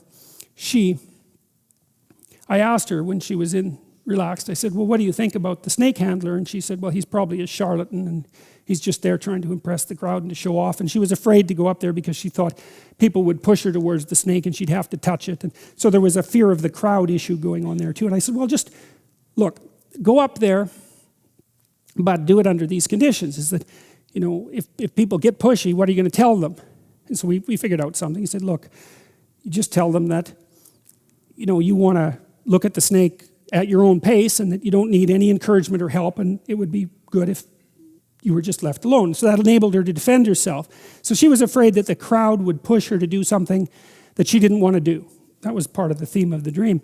So anyway, she eventually climbed the dune in her imagination and went into the crowd, and the crowd turned out to be quite welcoming and not hostile and not pushy, which isn't what you'd expect, right? Because you'd think the crowd would have reacted in accordance with her fears, since it was her fantasy. But that's the thing about fantasies, they have this autonomous quality. But the crowd was welcoming and not hostile, and it turned out that the snake handler wasn't a charlatan. He was just an old guy who had this snake, and he was out there just showing it to people because he thought it was a cool thing. And and that maybe it was good for people to come and look at a snake. And so she got close enough to the snake to touch it. And so I'm telling you that because I want you to understand a bit more about what Jung was trying to do. And so he wrote these books, notebooks that haven't been published yet, called the Black Books. And the Black Books are the documentation of his experiments with his imagination. And what he would do is daydream, like a child daydreams. He regained that faculty, although I think with Jung it was a faculty that had never really disappeared. And he had figures of imagination that came to him that he could speak with. And he spoke with these figures of imagination and documented that over a very long period of time. And that was eventually distilled into a book called The Red Book, which was published about 3 or 4 years ago. And it was a book that Jung regarded as the central source from which all his inspiration emerged.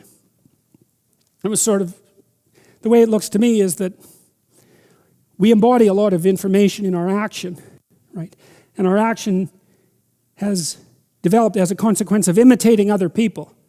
And not only the people around us, but of course the people around us imitated the people who came before them, and those people imitated the people who came before them, and so on, so far back that it's as far back as you can go. And so you embody these patterns of behavior that are extremely informative, that you don't understand, that are a consequence of collective imitation across the centuries. And so then those patterns can become manifest as figures of the imagination.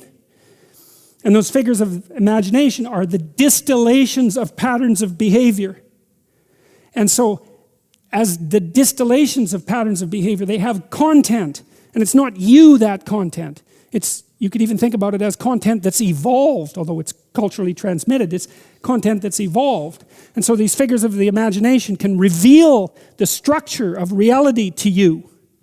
And that's what happened with Jung. And that's what he described in the Red Book. And that was what permeated his psychology, a psychology that was based on the presupposition that the fundamental archetypal structures of religious belief were not pathological, not deceitful, not protective in some delusional sense against the fear of death, but quite the contrary. The very stories that enabled us to move forward as confident human beings in the face of chaos itself. And it's conceivable, I think perhaps probable, that nothing more important conceptually happened in the 20th century than that. Because it was the first time post-Enlightenment that a rapprochement between the intellect and the underlying religious archetypal substructure occurred. You have in the capacious intellect of Jung, and the same thing happened to some degree with Piaget, the religious domain and the factual domain were brought back together. And the fact of Jung's enduring and increasing popularity and influence, I would say, is a direct consequence of that. Now, some of his work was spun off into the New Age, and the New Age is a very optimistic and naive movement. And it's predicated on the idea that you can do nothing, say, but follow your bliss, and that will take you ever higher to enlightenment. And that's not the Jungian idea at all. The Jungian idea is that what you most need will be found where you least want to look. So there's this story, King Arthur. There's this story of King Arthur. They're all in a round table, right? King Arthur and his knights, they're all equals. They're all superordinate, but they're all equals. And they go off to look for the Holy Grail. And the Holy Grail is the container of the redemptive substance, whatever that is. It might be the cup that Christ used at the Last Supper, or it might be chalice that was used to capture his blood on the cross, right? When he was pierced by a sword. The stories differ. But that's the Holy Grail, and the Holy Grail is lost. That's the redemptive substance. And the knights of King Arthur go off to search for the Holy Grail. But they don't know where to look. So where do you look when you don't know where to look for something you need desperately but have lost? Well, each of the knights goes into the forest at the point that looks darkest to him. And that's Jungian psychoanalysis in a nutshell. It's like that which you fear and avoid, that which you hold in contempt, that which disgusts you and that you avoid. That's the gateway to what you need to know. There's nothing New Age about that. That's for sure. Now Jung, when he started this endeavor, he started with this. This is part of the notebooks from the Black Book. He said, he wrote, my soul, where are you? Do you hear me? I speak. I call you. Are you there? I've returned. I'm here again. I've shaken the dust of all the lands from my feet, and I've come to you. I am with you. After long years of long wandering, I have come to you again. For the Jungians, the hero's journey is a journey within. And I think that that's probably the bias of introverts, to believe that the hero's journey is only an inward journey. I think that it can be an outward journey too, because I don't think it matters where you confront the unknown, whether it's within or without. What matters is whether or not you confront the unknown. That's what matters. But he found that what he had ignored was an undiscovered part of himself. So that might be something that was equivalent to Huxley's notion that there's tremendous potential breadth in the realm of human conscious experience. And Huxley was influenced to some degree by Jung. Now Jung knew of Huxley's experiments and had commented on psychedelic use.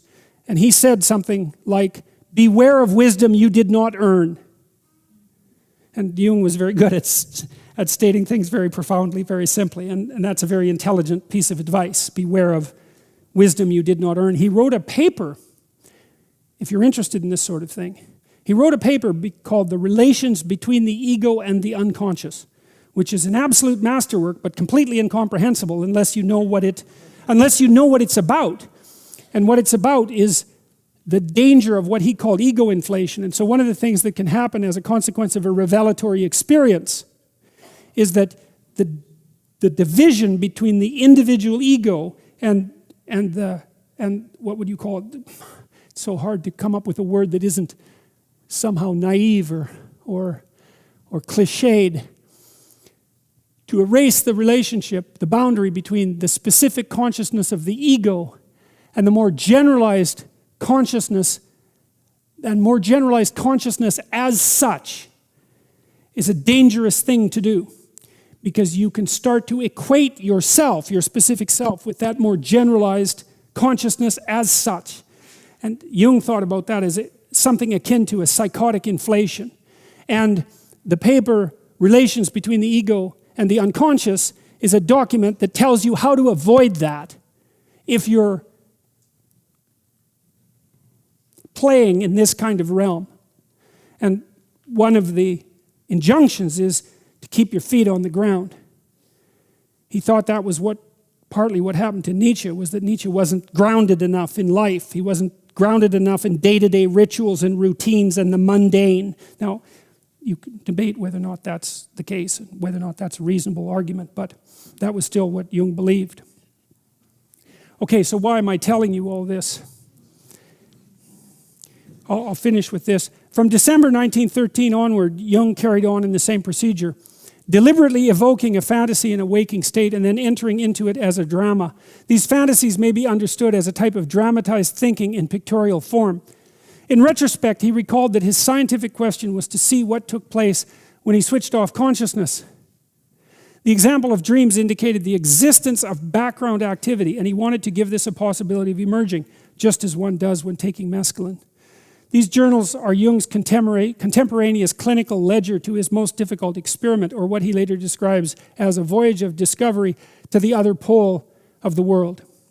Jung believed that we were dreaming all the time, but that during waking life, the pressure of external images was such that the unconscious fantasy imagery was, or that the fantasy imagery was of insufficient magnitude to be conscious, but that we were always situated in a dream in relationship to the world. So,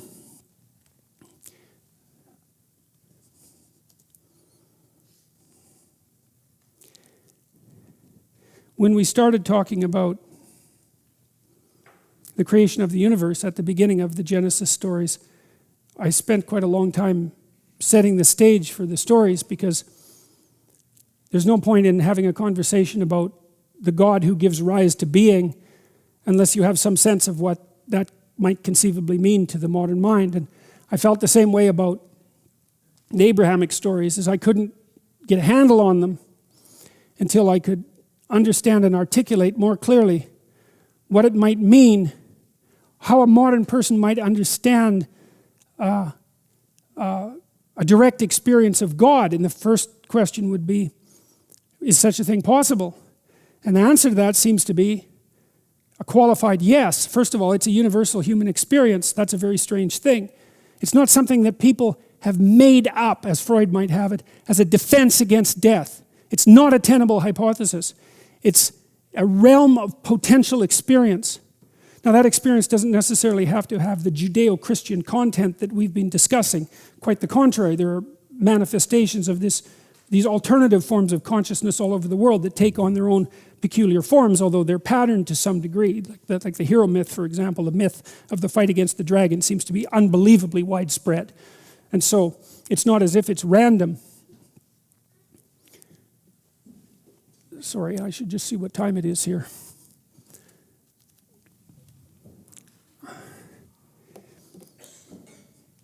But there's not much point in having a discussion about what happens to Abraham unless you can conceptualize it in terms that are amenable to modern skeptical consciousness.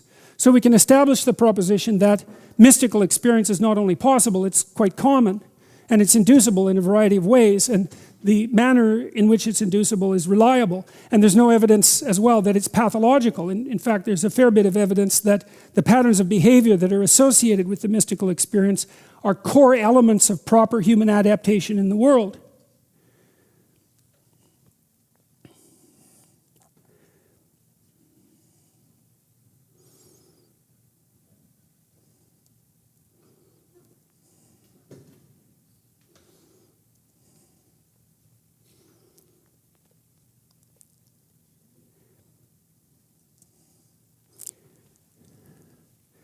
The Abrahamic stories open up with a manifest God. Now I'm going to read you some things from Friedman, who wrote The Disappearance of God. He was trying to look at the underlying structure of the stories. Now, Friedman noted that the books in the Old Testament were written by a lot of different people at very different times. And then they were sequenced by other people for reasons that we don't exactly understand. But there's still an underlying narrative. There's multiple underlying narrative unities, despite the fact of that rather arbitrary sequencing. And that's a strange thing. I guess you could say, if you had a collection of ancient books and you were trying to put them together, you'd try to put them together in some way that made sense, right? And it wouldn't make sense unless you stumbled across some kind of underlying narrative that allowed you to order them. And so it's not entirely surprising that they're ordered in a manner that's comprehensible. But Friedman's comments on the underlying narrative structure, part of it was, well, we'll go through this. The books of the Old Testament were composed by a great many authors, according to both traditional religious views and modern critical scholarship. The phenomenon of the diminishing apparent presence of God across so many stories, through so many books, by so many authors, spread over so many centuries, is consistent enough to be striking, impressive, and ultimately mysterious. But the hiding of the divine face is only half the story. There's another development also extending across the course of the entire narrative of the Hebrew Bible, which we must see before we can appreciate the full force of this phenomena, and before we can pose a solution to the mystery of how this happened. Gradually, from Genesis to Ezra and Esther, there is a transition from divine to human responsibility for life on earth. The story begins in Genesis with God in complete control of the creation. But by the end, humans have arrived at a stage at which, in all apparent ways, they have responsibility for the fate of the world. The first two human beings, Adam and Eve, take little responsibility themselves. They do not design or build anything. When they're embarrassed over their nudity, they do not make clothes. They cover themselves with leaves. It's God who makes their first clothing for them. Noah By no means a fully developed personality, Noah is not an everyman either. Broadly speaking, he reflects a step beyond Adam and Eve in human character and responsibility. Abraham. Beyond the accounts of divine commands that Abraham does carry out, the narrative also includes a variety of stories in which Abraham acts on his own initiative. He divides land with his nephew Lot. He battles kings. He takes concubines. He argues with his wife Sarah. On 2 occasions, he tells kings that Sarah is his sister out of fear that they will kill him to get his wife. And he arranges his son's marriage. In the place of the single story of Noah's drunkenness, there are, in the case of Abraham, the stories of a man's life. The Abraham section thus develops the personality and character of man to a new degree in biblical narrative, while picturing in him a new degree of responsibility. It is not just that Abraham is kinder, gentler, more intrepid, more ethical, or a better debater than his ancestor Noah. Rather, both the Noah and the Abraham stories are pieces of a development of an increasingly stronger stance of humans relative to the deity. Before the story is over, humans will become a great deal stronger and bolder than Abraham.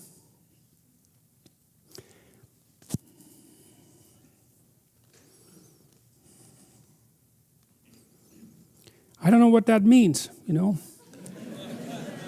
See, it is certainly the case that the individual exists in the modern world, the differentiated, self-aware, self-conscious individual. And it's certainly the case that that wasn't the case at some point in the past. And so it's the case that there's been a development, I don't know if you could call it a progression, but a development of the autonomous individual over some span of historical time. Now, we don't know how long that's been, but my suspicions are it hasn't been that long. I mean, I read once about a Neolithic ceremony that involved the particular placement of a bear skull in a cave.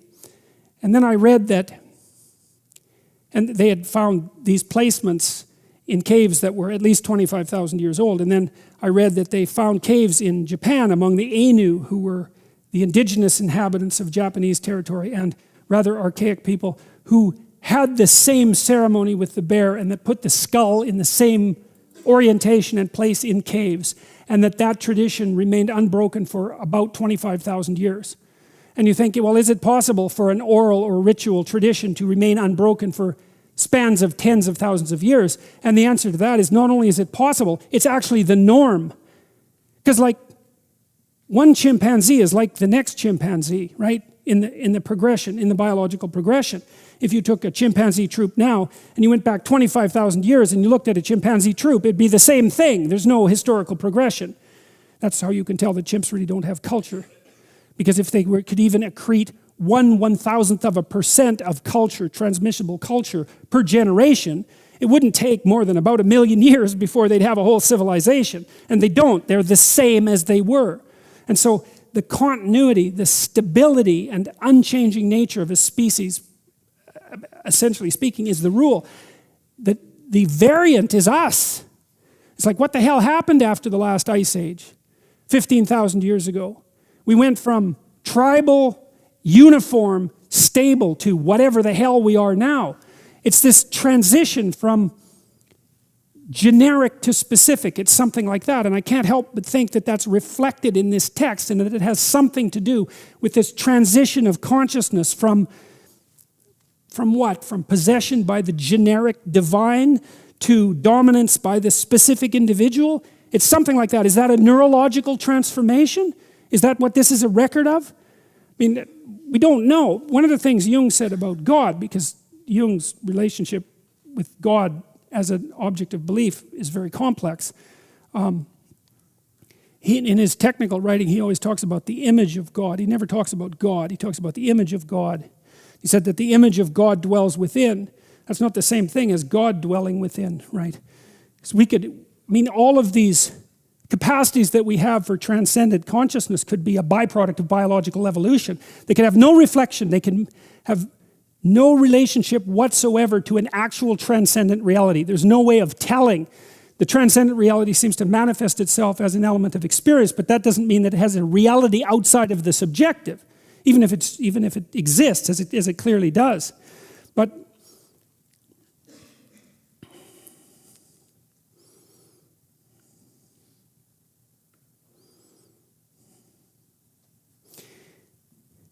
Friedman suggests that what's happening in the biblical narrative is the sequential emergence of the individual as a redemptive force. And that the Old Testament documents that implicitly, unconsciously, as a consequence of descriptive fantasy, and that that's what's going on in the book. And that, so the cosmos is under the control of generic deity to begin with, something like that.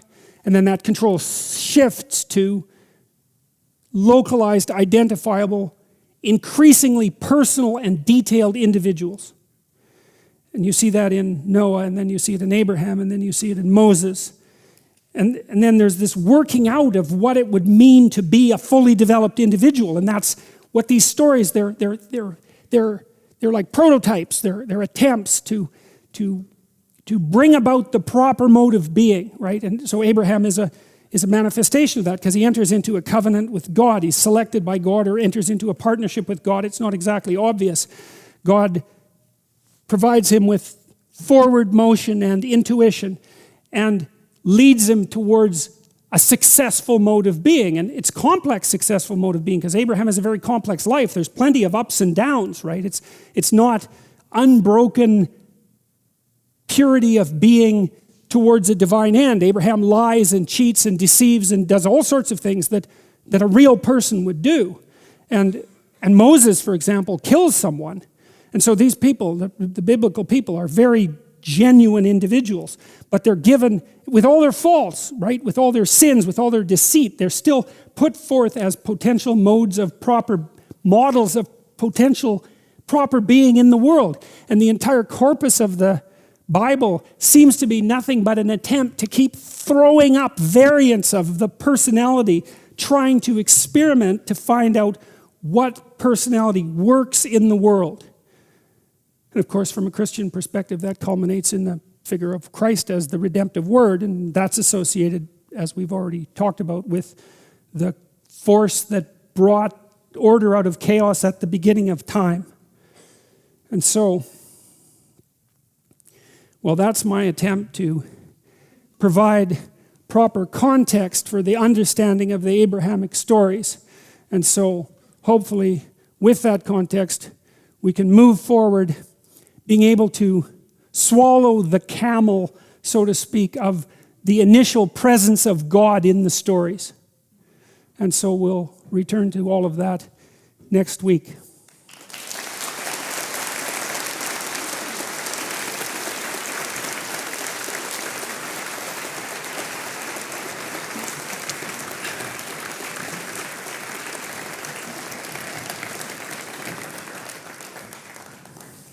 Let's wait 1 second.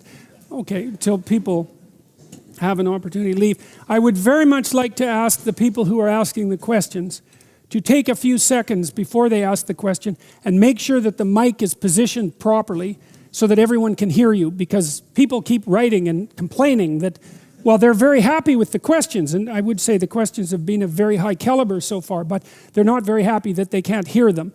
So I know that, you're obviously nervous and in a hurry when you want to ask a question, but take a second or two to set the mic up properly and make sure that everyone can hear you. And so, have a way at it. Hello, Dr. Peterson. Hey, there we go.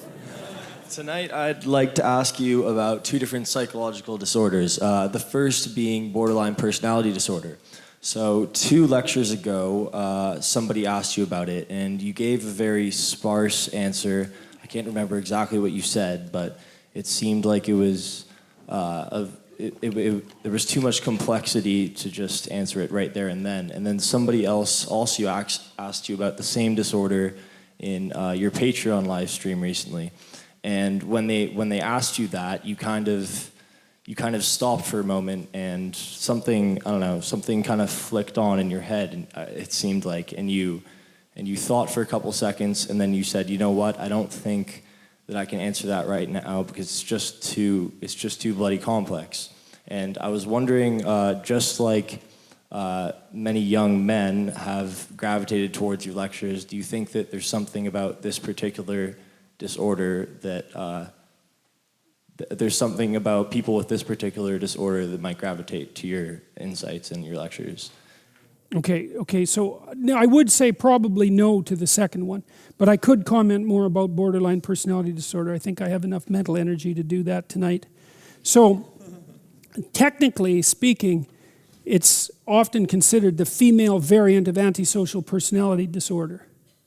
So it's classified in the domain of externalizing disorders, acting out disorders.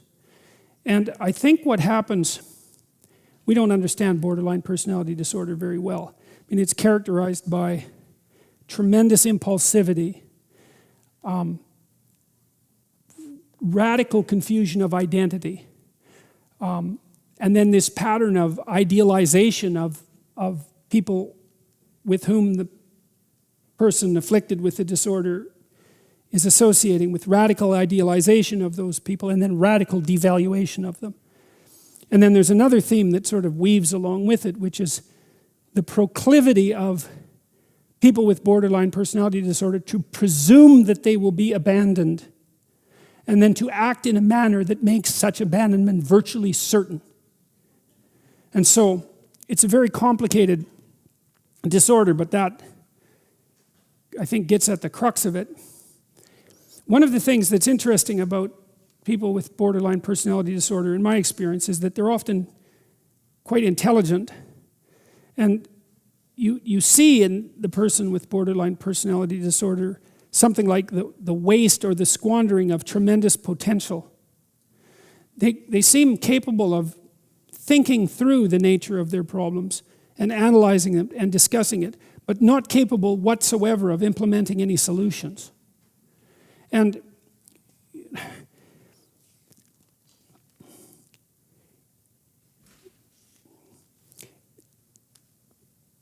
technically, there's no relationship between IQ and conscientiousness.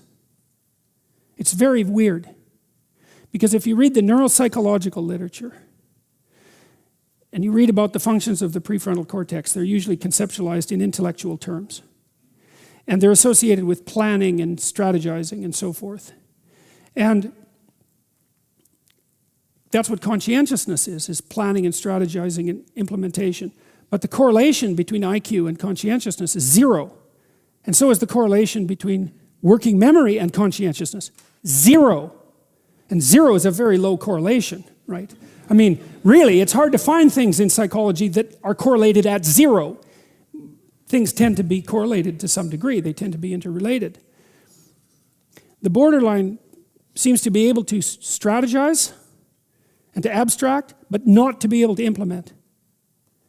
And so the intellect per se seems to be functional, but it's not embodied in action.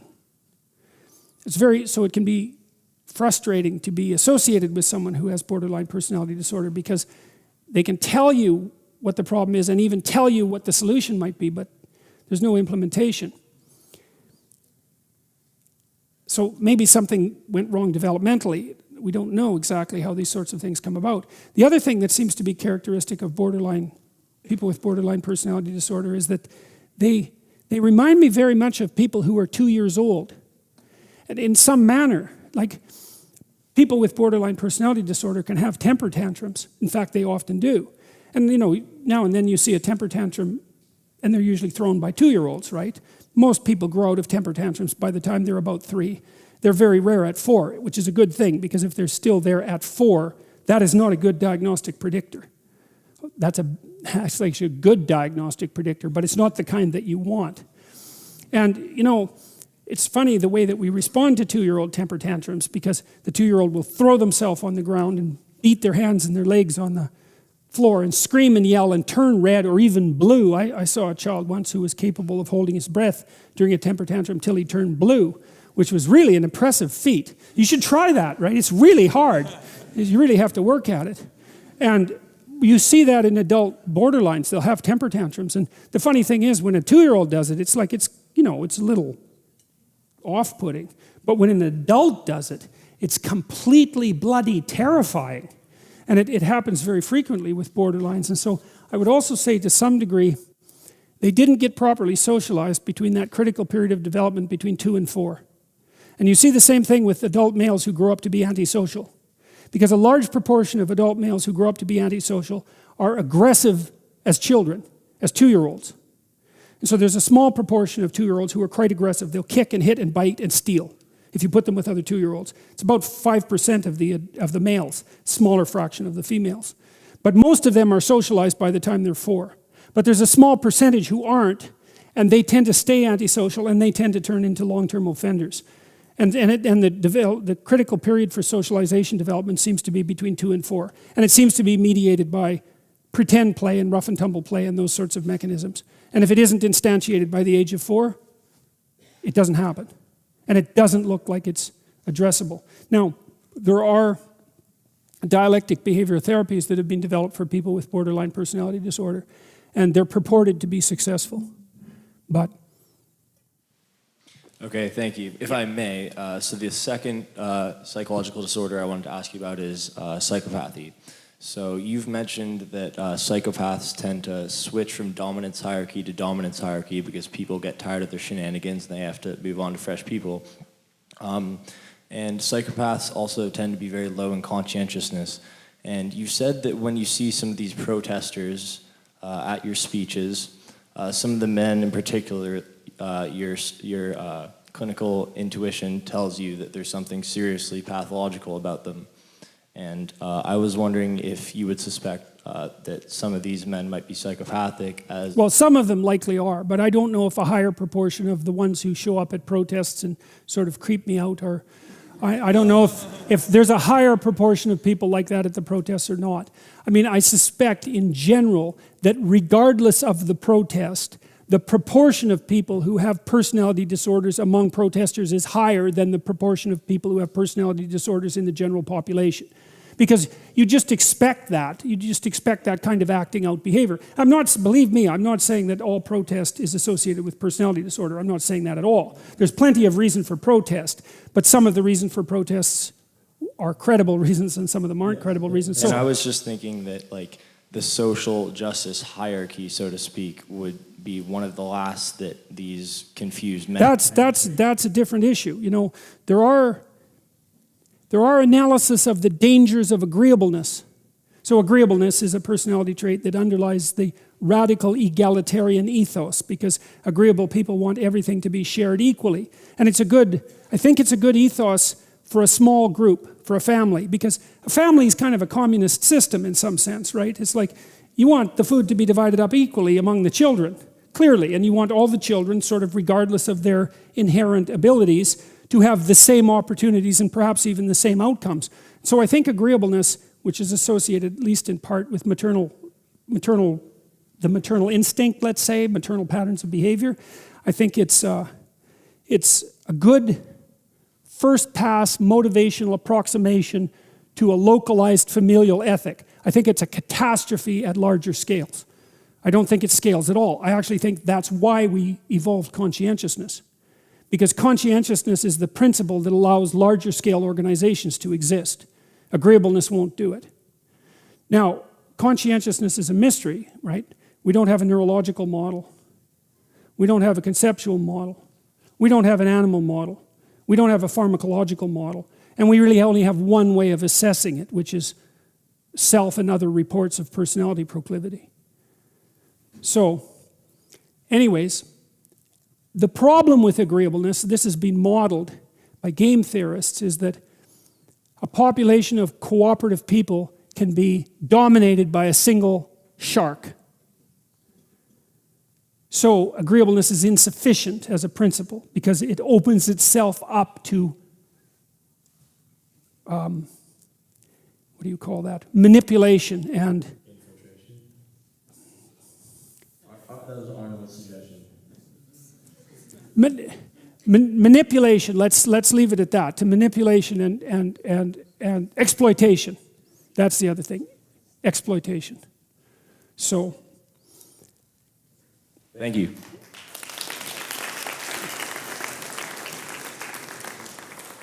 Hi, Dr. Peterson. I had one quick comment and a question. So my comment was about your idea of sub-personalities as one-eyed monsters. Now, there's the idea of multiple personality or split personality disorder. It's controversial as to whether or not it exists. But there's some recent research that suggests that you may actually have multiple personalities that use different parts of the brain. So they have differential access to the hippocampus, they have their own memories, and they use the brain differently. But that seems to be an exaggeration of subpersonalities to me, which is quite interesting. The question I had was about, so you talked about Jung and how you should confront that which you don't want to confront the most, or you're most afraid of or disgusted by, that you have the most resistance to. But we were talking about psychedelics and the experience of hell. So at least some of the people I've talked to, they describe negative trips as an experience of constant fear, prolonged fear, and some of the most dramatic and personalized fear that they've ever experienced. So shouldn't negative psychedelic trips elicit the kind of confrontation that Jung thought you should engage in? Could be.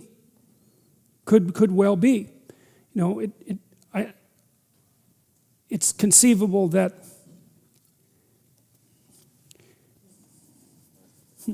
I read this strange book once that made the claim that what was in the Ark of the Covenant was a mixture that was made from Amanita muscaria mushrooms. And that's not as far-fetched as you might think, because there was a mycologist, an amateur mycologist named Gordon Wasson, who established credibly the notion that it was Amanita muscaria potions that was the soma of the Rig Veda. And so it's a strange idea, but it's not an idea that's completely outside of the realm of possibility. And the Amanitas muscaria, it's the fly agaric, a red mushroom with white dots, and it's used in shamanic rituals across Asia. Right? And it's apparently not toxic in its dried form, although that is not a recommendation. You know, this is serious and dangerous speculation and material. One of the things that the priests had to do before they communed with what was ever in the Ark of the Covenant was purify themselves. And so one possibility is that the bad psychedelic experience is a involuntary confrontation with what Jung would describe as the shadow. It's like, so beware of experimenting with substances that produce divine revelations if you're in a serious state of disorder. And I do think that is what happens to people, is that they encounter everything about them that's chaotic and out of place. And some people get trapped in that and they can't get beyond it. And that's because there's so much of it. And so, but we don't know enough to know. So, yeah.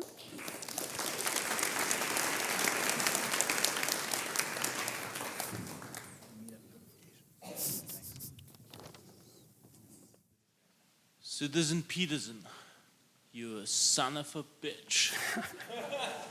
How are you? I'm not too bad. You got a question? That's my question. No, I've got a real question. I got a Okay. good question. You're going to like this one. Okay. It's about inspiration, because you talk about inspiration quite a bit in this lecture series, and also I wanted to point out you have I guess a 45-minute armchair discussion, which you have a video of one paragraph of Nietzsche's Beyond Good and Evil, which Yes. you posted. And it seems like you're awestruck at the structure and the choices and, I guess, the ideas contained in various layers of this paragraph. And you're inspired, and that inspires you to, I guess, do your work that you do. I encountered, I guess, a similar phenomenon here with one sentence written by the great Joseph Cardinal Ratzinger. And, I mean, this one sentence answers the question, why do people search for God? And if you could read it out and then deconstruct it, it's one sentence.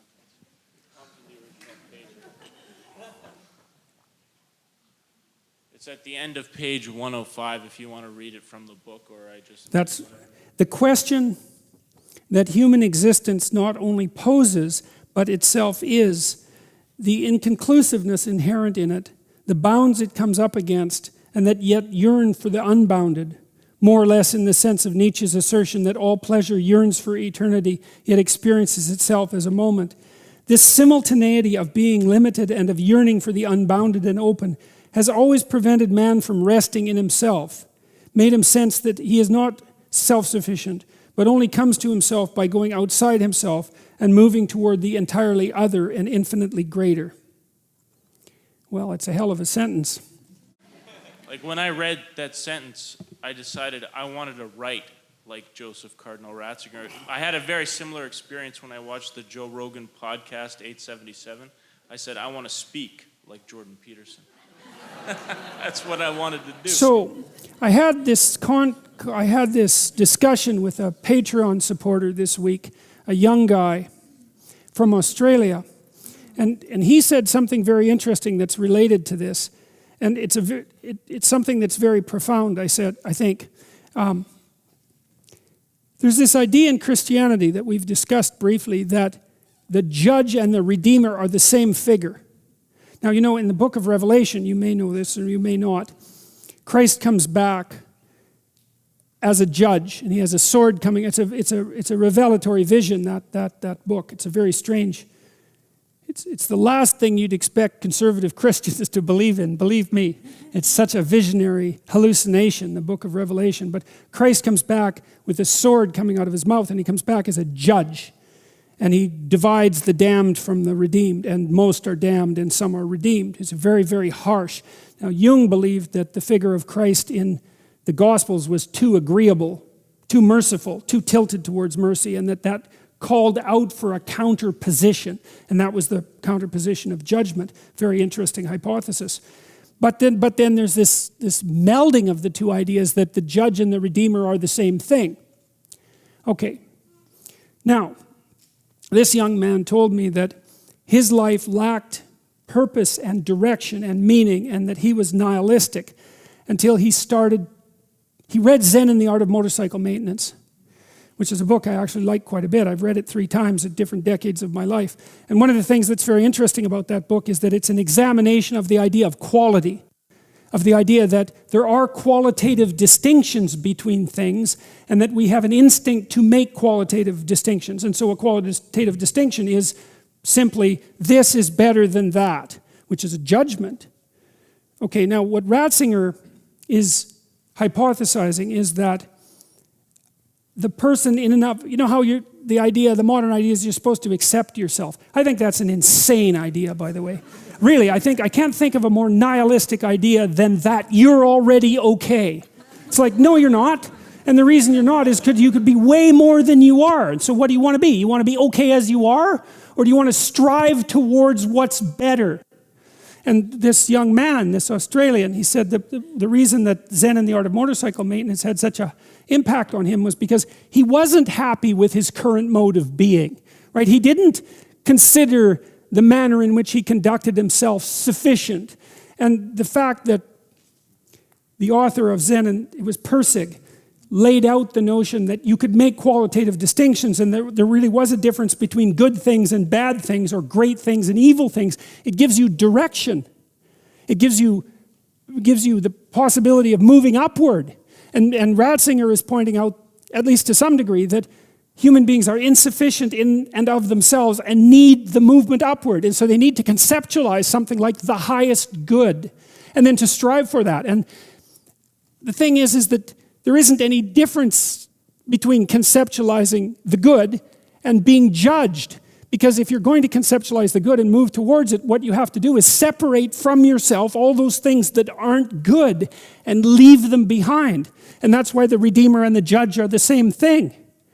And one of the things that's really appalling, I think, about our modern world is that we're rejecting the notion of qualitative distinctions. You say, well, we don't want to hurt anybody's feelings by saying that one thing is better than another. It's like, okay, fair enough. It's not fun to be cast off with the damned, that's for sure. But if people are, in fact, insufficient in their present condition, which seems to be the case, I mean, try finding someone who isn't, then if you deny the possibility of qualitative distinction because you want to promote a radical egalitarianism, then you remove the possibility of redemption because there's no movement towards the good. And it seems to me that it's a catastrophe to sacrifice the good for, well, it's a catastrophe to sacrifice the good for the equal. Because for us to be equal would mean, as far as I can tell, that we would all be equally unredeemed and miserable. And so,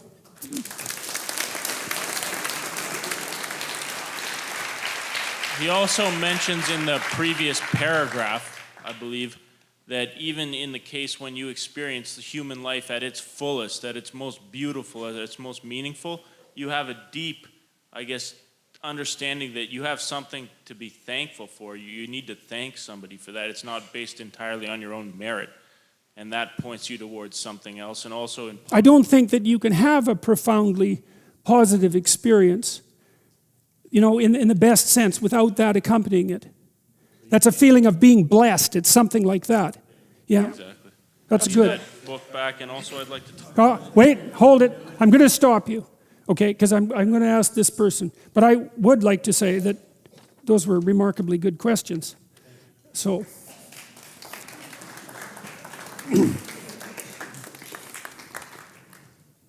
Dr. Peterson, thank you for the wonderful lecture. Given your working definition of truth, and let's say within the Abramic religious tradition, would you say that the more perhaps mystical sects and denominations, which place more emphasis on the transcendental experience of God, of the awe-induced experience, as opposed to the more fundamentalist, orthodox, literalist, which perhaps emphasize what I've noticed, moral policing of behaviors. yep. Would you say that the former is more true than the latter? No. And No. Okay, sorry, continue. And B, could the former in some way serve as an antidote to extremist literalism, jihadism, fundamentalism? Okay, so yes to the second part. But the first part, it's a great question. We did some research on this a while back because we were looking at the different religious proclivities of liberals and conservatives. And liberals, like if you're liberal, it means you're high in openness and low in conscientiousness. And if you're conservative, then you're high in conscientiousness and low in openness. And the liberals are spiritual and the conservatives are dogmatic. But it's best to think of those as partners, right? Because the spiritual mystical end is where the revelations emerge and the renewal, but that's where there's chaos and discord as well. Because what's new disrupts what's stable. And so what's new has to be turned into, it has to be integrated into what's stable. And so you need both those poles. And of course, if the dogmatists get the upper hand, then everything turns into a tyranny of stone. That's Egypt in the Old Testament. But if the mystics get the upper hand, then everything floats off the earth into some impractical ether that is equally counterproductive. And so there has to be a dialogue between those different poles. And I think you see that in the distribution of human temperament. You know, the conscientious types, they tend to be orderly. The orderly types tend towards the kind of a right-wing totalitarianism. That's their proclivity when things get out of hand, especially if they're low in openness. That's a danger. But you see the same thing with the people who are too open and not conscientious at all. They're dreaming all the time, but they never do anything. There's never anything implemented, and that's a bad thing. So I don't think that you can say that like the dogmatic structure is necessary because that perpetuates the system, and the revelatory element is necessary because that renews it when renewal is necessary. And there has to be a continual dialogue between those elements so that neither of them fall prey to their own particular form of pathology. And that's one of the problems with the current political, what would you call it, polarization that's occurring across the West, is that the right and the left are not talking to each other anymore. That's a very bad thing because the left will wander into a pit and fail without boundaries, and the right will enclose itself in smaller and smaller spaces until it can't move without the left. And one of the reasons that democracy works is because it makes people talk, or allows them to talk. You can have it either way. But it's because every virtue has its vice. right? And a meta virtue is something like the amalgamation of singular virtues into something that's a transcendent structure that has more to do with the harmony of virtues rather than with any given virtue. Even though I think that freedom of speech is the clearest manifestation of that harmony of virtues. And so awe could be a lubricant for the beginning of this discussion, do you think, between liberals and conservatives?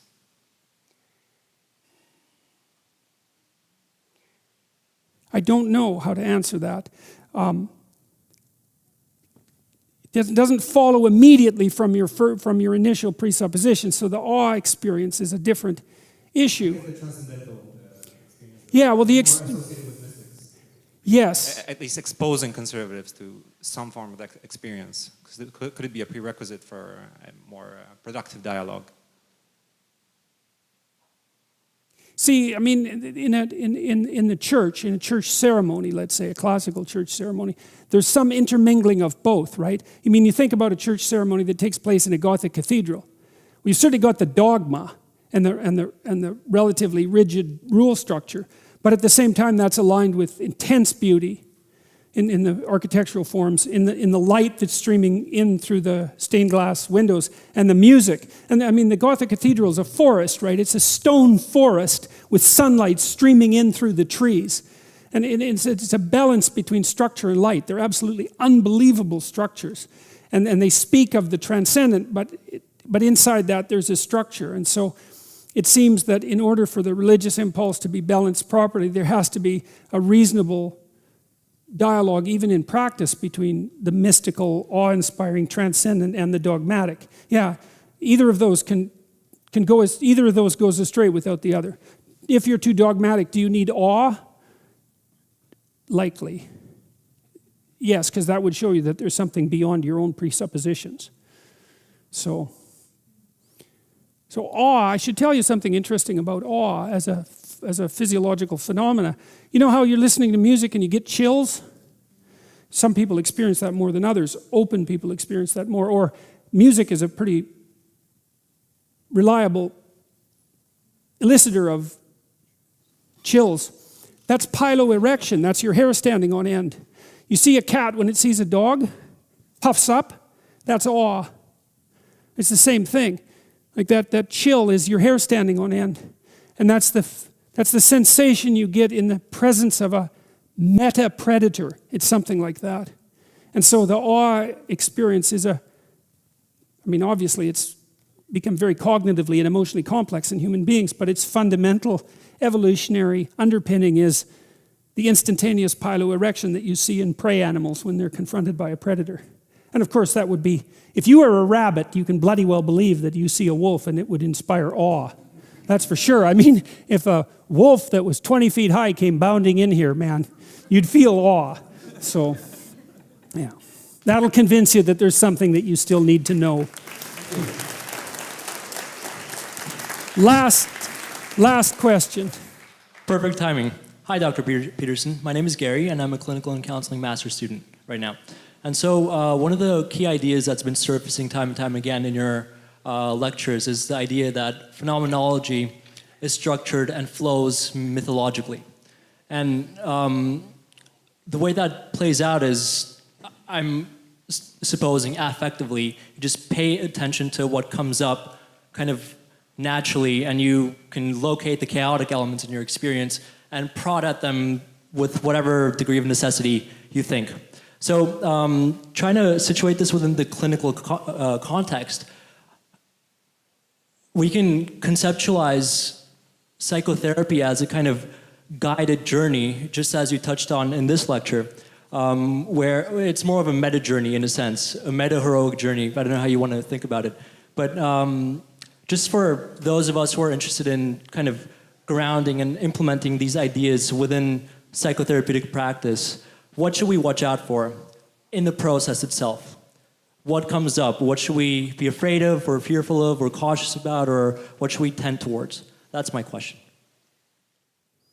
Well, I think one of the people who I've read that's had the biggest impact on me as a clinician was Carl Rogers. And the reason for that is that Carl Rogers put tremendous emphasis on listening.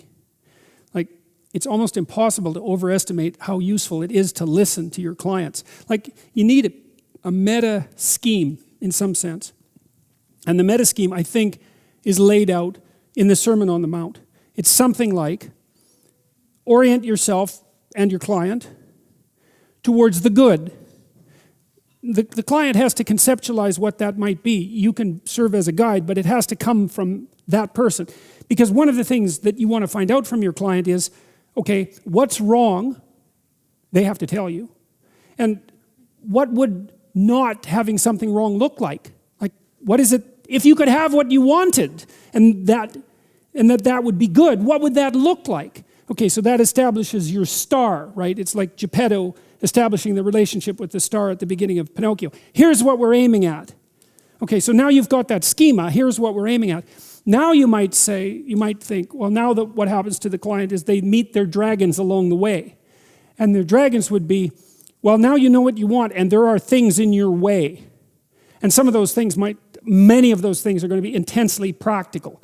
But they're practical / psychological. So maybe someone has a job and they would like to move forward in their job, but they're terrified of speaking in public. Well, is that a psychological problem or a practical problem?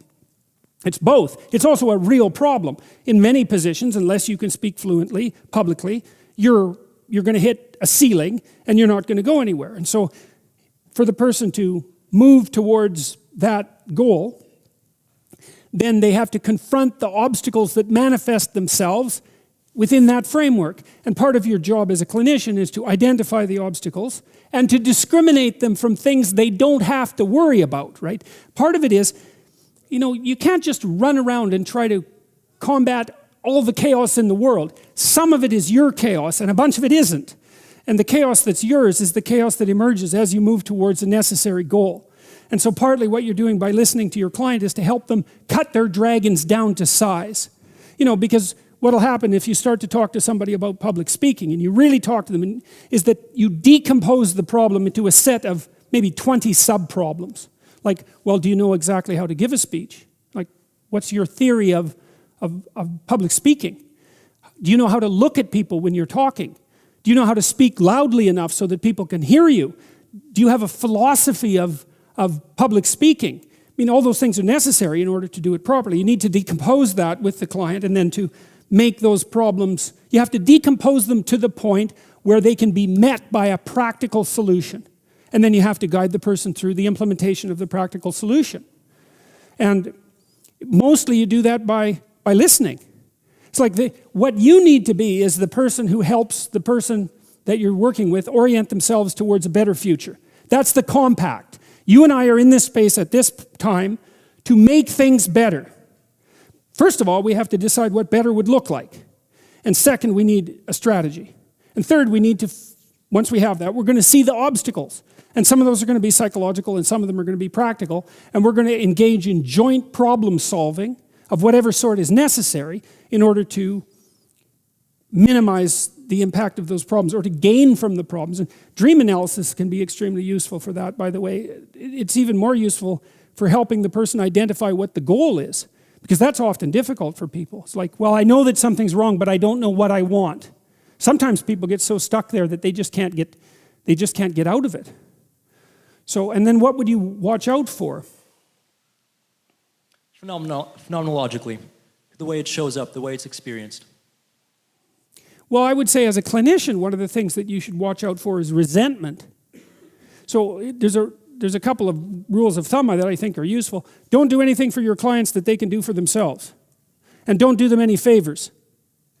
Now, I think you can step beyond the confines of your role carefully, now and then, to show that there's a more human connection than the merely contractual. I think that's very useful. But their problems are not your problems. You do not have any right to their problems. And so you have to maintain that detachment, because otherwise you can steal their destiny. You don't want to be the person that solves their problems, because you steal their destiny when you do that. You want to be someone with whom they can figure things out for themselves. And so there can be hubris in being a clinician because you can be the problem solver, and that elevates you to a position. You elevate yourself to that position, you'll fall flat on your face. You'll hurt your clients, and things will kick back on you very, very hard. Because what the hell do you know, right? Nothing. Because that person is very complicated, and they need to sort themselves out. But you can be a facilitator for that. But that's all you should be. And so you have to watch that. You have to watch becoming overly entangled. So you have to maintain your detachment in the best sense. And you have to not overstep your... It's easy to become hubristic when the person is looking to you for the answers. It's like you don't have the answers, although you might be able to help the person find their way. That's what you do with everyone you love too, right? I mean, you don't provide them with the answers because then they become little clones of you, and unhappy, bitter, resentful, and angry little clones of you because you've usurped their destiny. And so the same thing applies within familial arrangements or friendships, all of that. So